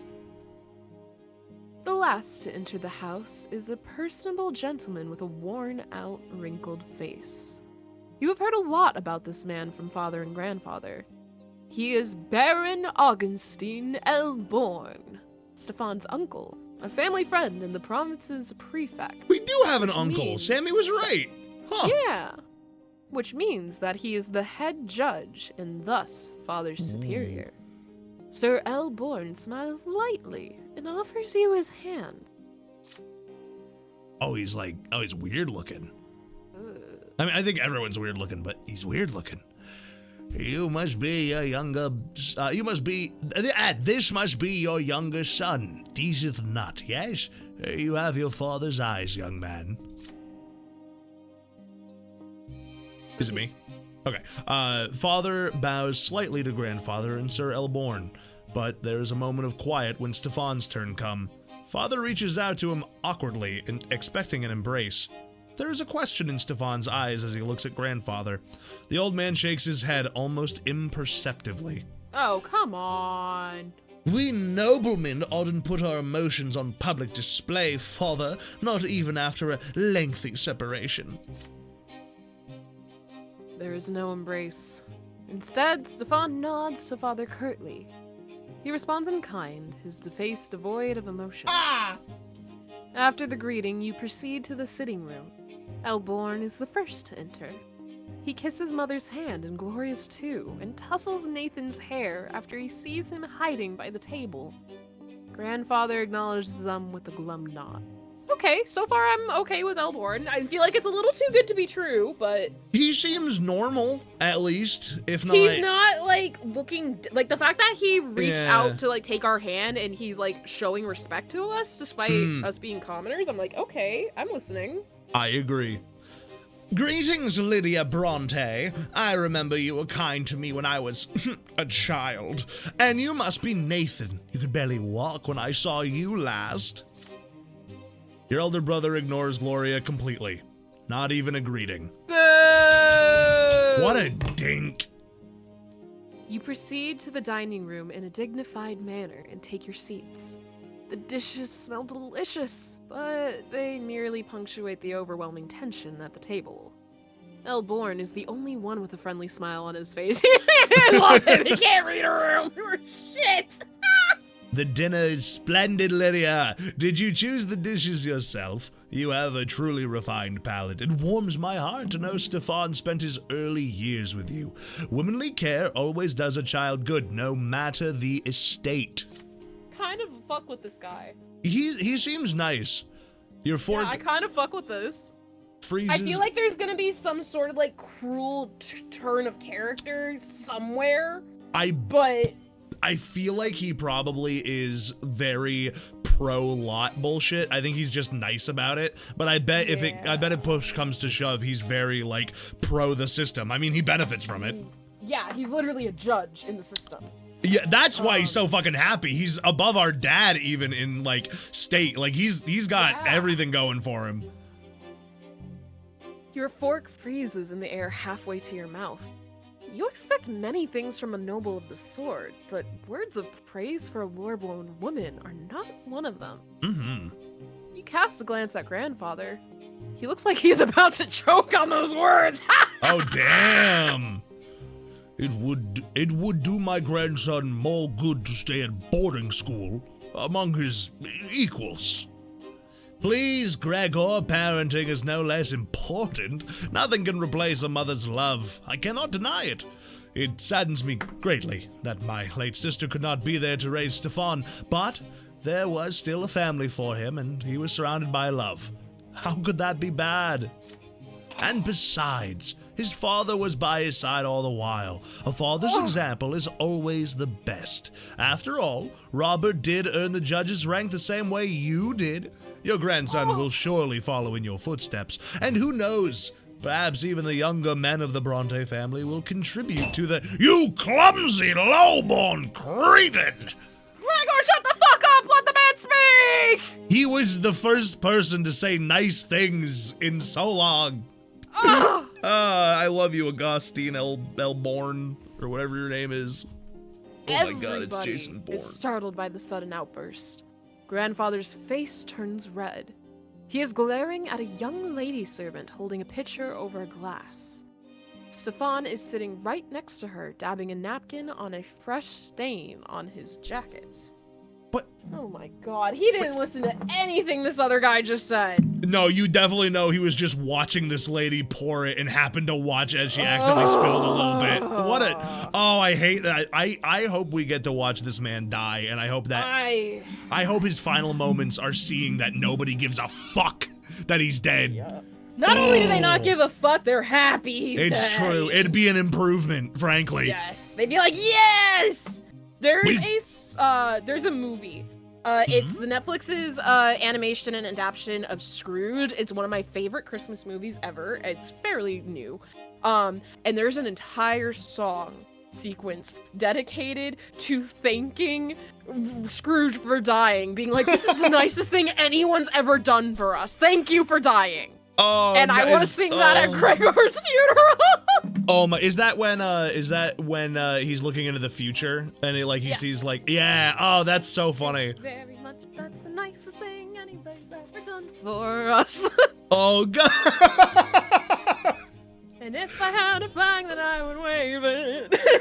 It's so you gotta check it out. Bring on this instant. Is this you? I think it is. The lady servant runs away, leaving the pitcher on a small table by the door. After a quiet moment, Elborn smiles again. He's thinking about a Scrooge movie. He has a little song singing in his head. It appears the servants have left us, yet dinner is far from over. Worry not, uncle. There are enough commoners at this table to keep us served with food and drink. Oh. Stefan glares at Gloria across the table. She is sitting right next to you. She shrinks down and hunches under his... Father furrows his brow.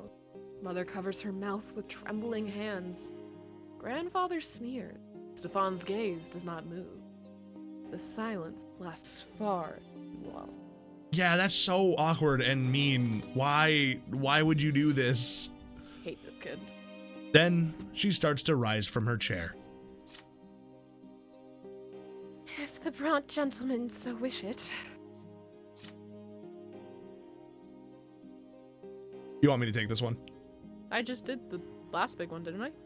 Yes, you did do the last big one, but you see this right here. You see this one sentence. In my brain, it goes by page, so if I read one, I'm like... as well, but those single sentences go by so fast, I don't register them as happening. It's a whole page. I'm sweating, Mocha. I'm sweating. Your hands clenched. No. Your hands clenched into fists under the table. How can he bring himself to humiliate his own family, his own mother and sister like this? It is all grandfather's doing. Stefan could not even bring himself to embrace father without his permission. And yet, they are noblemen, and they have the right to act this way. If there's any way this dinner can become even more unbearable, you do not want to see it. Ooh, so we could join Gloria, which almost definitely would raise our relationship with her. Yeah. I don't know how that would affect everyone else, but we are a commoner, so I feel like it would be in our lot to do. We could just act like nothing happened. No, I think we did say that we would do whatever we could to support Gloria after what happened last time. That's true, and insulting Stefan would be stepping out of line in front of a judge, which would probably not be a good look for the family. I think that would end what little praise he had left for us. Yeah, all right, we joining Gloria? I think so. Let's Let's let her not suffer fucking alone. do it. You deliberate for a moment, then take the napkin off your lap and rise to join Gloria. A moment later, you hear the sound of another chair moving. Your mother joins you. Oh, Unity! solidarity! The three of you now refill glasses, serve food, and clear away dirty dishes. Sir Elborn tries to make small talk with father, but in vain, so he focuses his attention on grandfather and Stefan. Grandfather is pleased to inform him of Stefan's achievements at the boarding school, especially his exemplary sword fighting. Ooh. He constantly stresses the importance of your elder brother for the future of the family. You listen to him dispassionately as you continue serving new dishes to the table. As you wait for the nobleman's table, you, your sister, and mother never bump into each other. Your labor is impeccable. Grandfather could not have found a fault even if he tried. Your shoulders and back are aching, but being a manservant inside your own house hurts even more. When the guests finally leave, Mother and Gloria embrace you with relief. Aww. You did not neglect your relatives and shared their humiliation. And the composure that you have shown gave you new strength. Fuck yeah! That feels like such the right move. I'm really— Oh, we got willpower! Woo! We are full of power! Fired up, bitches! Oh my god, the world is ours to command. We can do everything we fucking want. Oh my goodness gracious. You want to do one more I'm year? surprised that our relation only went up with Gloria and it didn't go up with our mom as well. Yeah, actually. I am surprised that she wasn't cool with that. I mean, it wasn't that she wasn't cool with it just didn't seem to fucking register, I guess. Yeah, I feel like she's barely there right now. Yeah, no, I think she's like hardcore dissociated out of her life at this point. She's gone. That poor woman. I actually feel really, really bad for her. Yeah. Like, she kind of sucks, but it's not her fault. Like, she clearly is just so beat down at this point that— She's a victim of a system she's been in much longer than we have. That's true. We've only had it for 10 years and we're already fucked up. Yeah, and she's like in her 50s. Mm-hmm. I do know that last time you said that you wanted to keep around 2 hours. How are you feeling? Do you want to keep going? You want to stop here? I was thinking, do you want to do one more? Or are you feeling a little— I know that, like, this game is a bit— Okay, yeah, let's do— I'm down with whatever. I know that you had expressed that boundary, and I wanted to make sure that as the time approached 2 hours that you were aware that we were approaching that mark. I am definitely good for now. Let's reconvene after this chapter to see how we feel. Okay. Oh, or not chapter, because they're super long, but you know what I mean, this year. Yeah. Who's starting us off? I don't remember. Sammy. Sammy.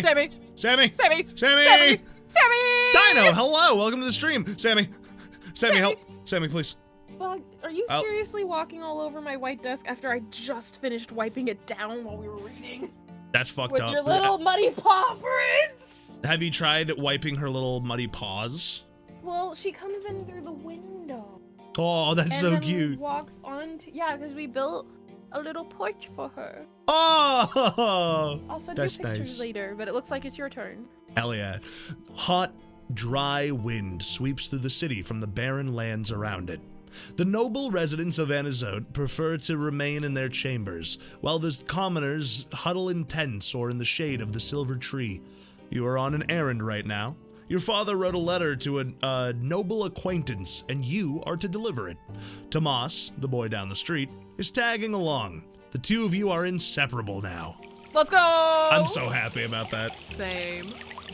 The errand is an easy one, so you decide to take this opportunity to loiter around the part of Anizote where the nobles live. Ooh. Oh, this can only go well. So here you are in the middle of the city square, resting on the ancient brickwork by the old fountain in the merciful shade of the gargantuan silver tree.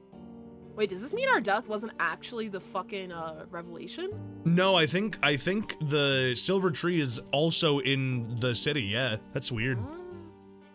Tomas is by your side, lazily slouching on the edge of the fountain's basin. I love the word basin. It's a hard life for commoners like you and me. Either you break your back in a workshop day and night, hoping someone will buy you goods someday, or you become a manservant to some noble. You never get a chance to enjoy life.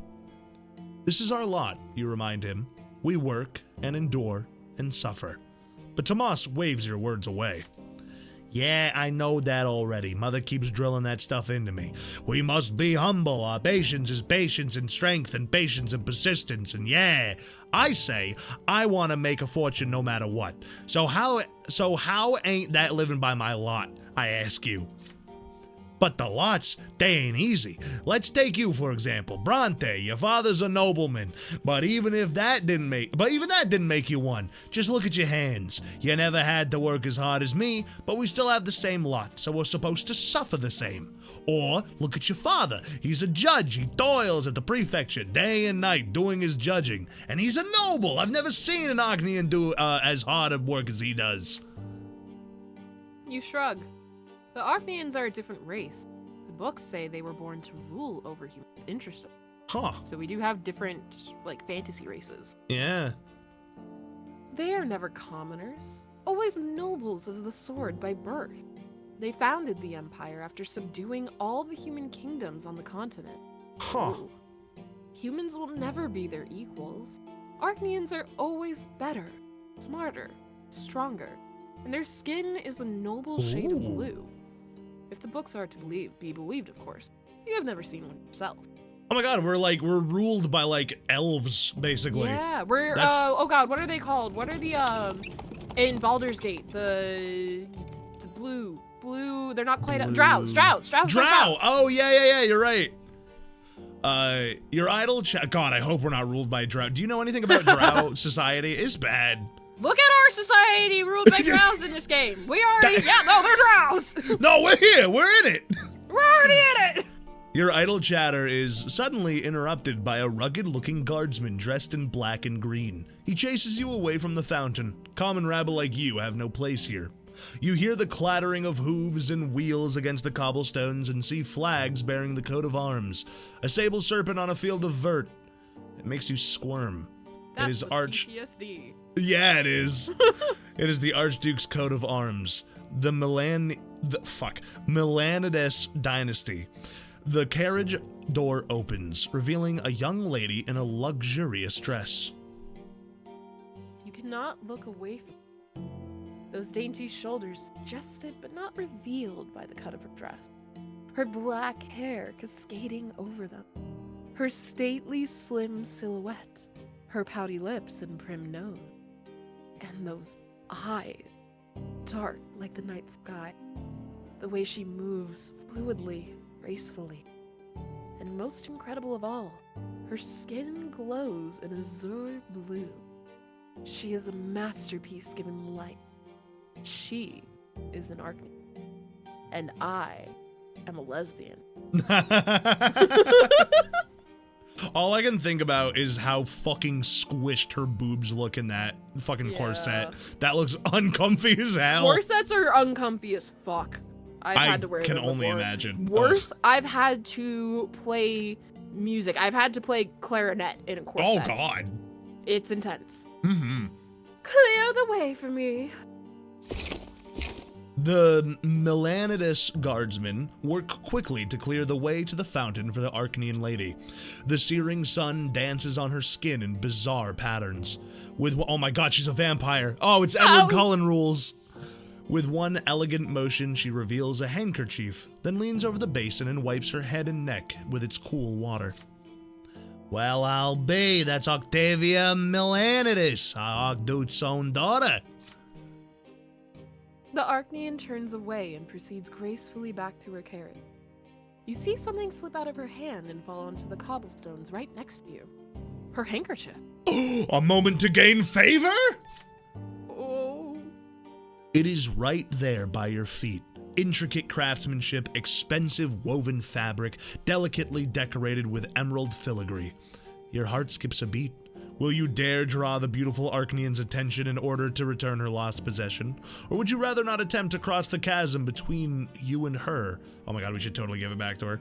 Let's give it back to her.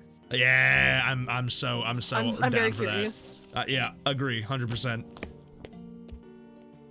It takes a moment to overcome your fear.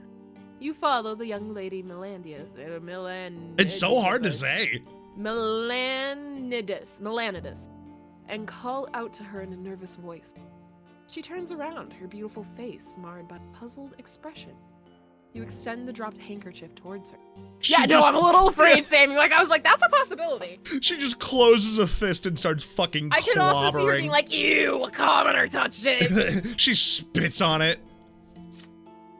Lady Octavia's face contorts into a sneer. I knew it. She signs to the guardsman indifferently. Oh my god.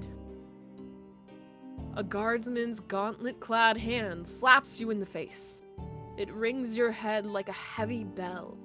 Your nose cracks obediently under this staggering force. The rest of you follow suit and you fall prone. Oh god, that's a status condition. Oh! You can discern the guardsman's voice through the painful din in your ears. Should I take the handkerchief back, lady? Ha! After a commoner's hands have befouled it, let him wipe himself with it for all I care. Okay. The carriage drives away. Tomas runs to you and drags you back to the fountain. Your head is still ringing from the blow. The fateful handkerchief is still crumpled in your hand. Status. Oh, so you've discussed us. Is that it, huh? Interesting. You remember me. Damn, I kind of feel like we should have maybe just kept it and not wasted our willpower now. Damn. Yeah, maybe a little bit, but I feel like it was worth being remembered. We saw a pretty lady and we went. Hey, we're 11 years old, I think. Yeah. We're allowed to.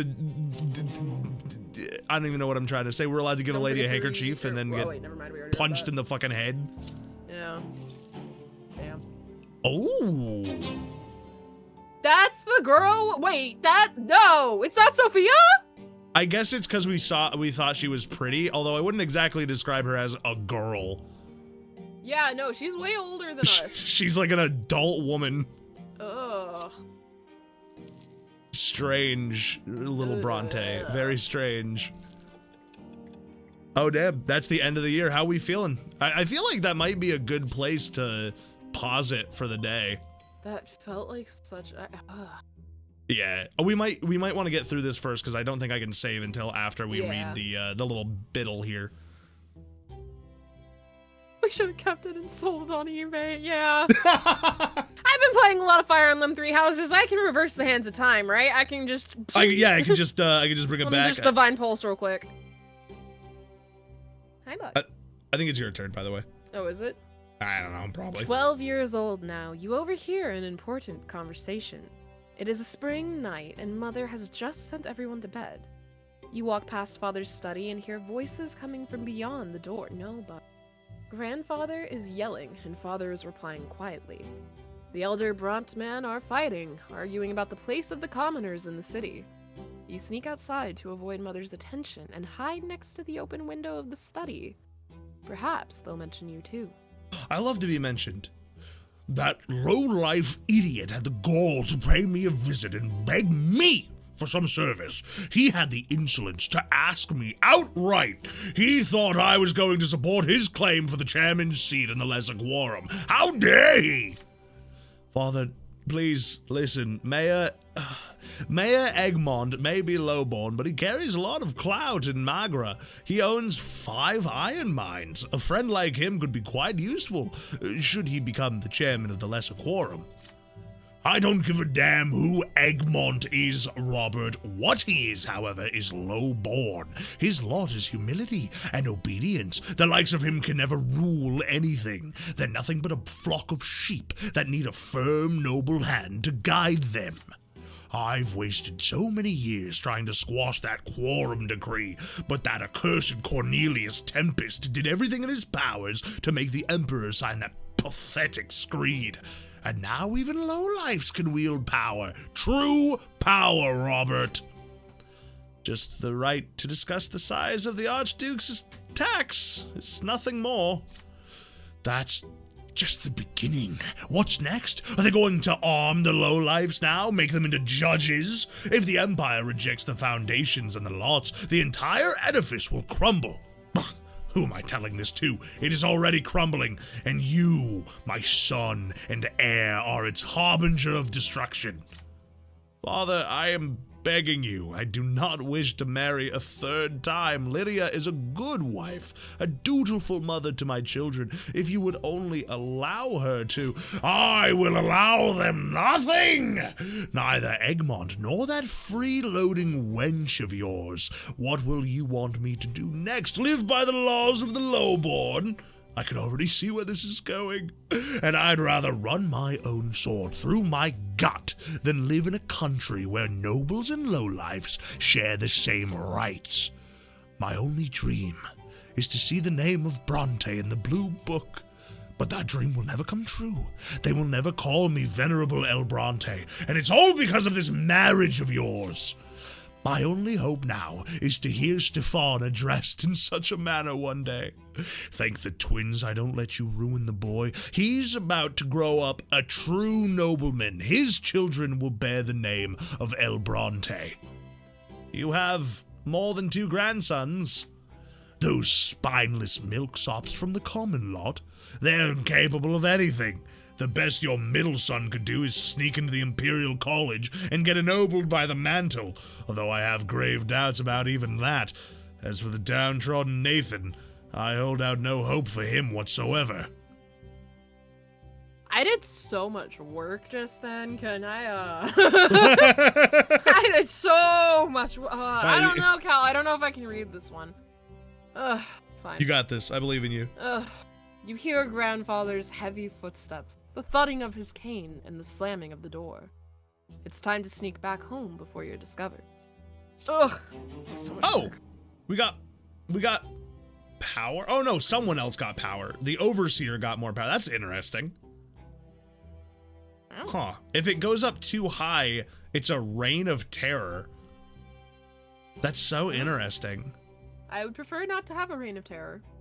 Oh, I see. It's the nobility. Oh wait, commoners losing. in power. Yeah. Never mind. We do want it to be 5. We want it to get. We wanted to get to 3 or 4. I think 5 is. I think 5 is like. Okay, we want maybe. 3 or 4. Yeah, maybe we can take the throne after a revolution or something, and that might be what we want to avoid. Good thing to note. Yeah.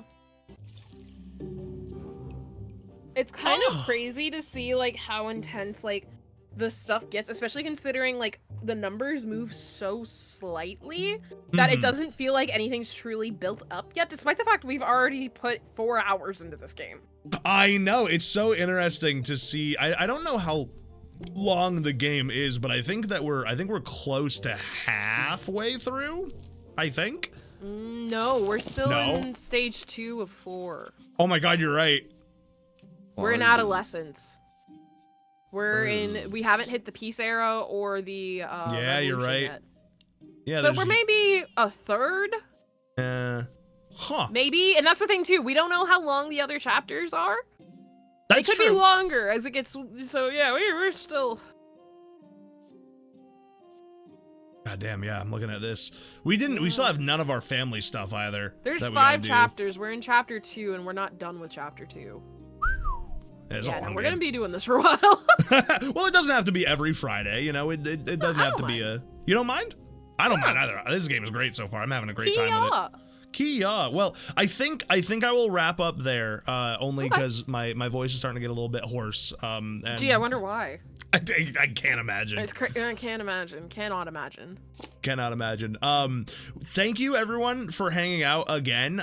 As always, please go check out Mocha's channel, which you can. I don't think I have any mods, so I will just do a shout out like that. I hope that works. It did work. Okay, join us in the following. Dude, are you fucking serious right now? I had to sneeze. As I'm advertising for you, sneezing. This is so fucked up, man. Never mind. Don't go follow maybe Mocha's. No. Don't go watch her play Hades next week. That would be terrible. That would be so horrible. No, do go follow. And we're gonna send you guys over to Memat, who is currently playing Waking. It says Waking Wind, so I have to assume it's Wind Waker. Anything you want to say before we send people off? Be gay, do crimes. Be gay, do crimes. Be gay, do crimes. Do you have a raid message? Oh no. I've Okay, we're already already said there. I'm sorry.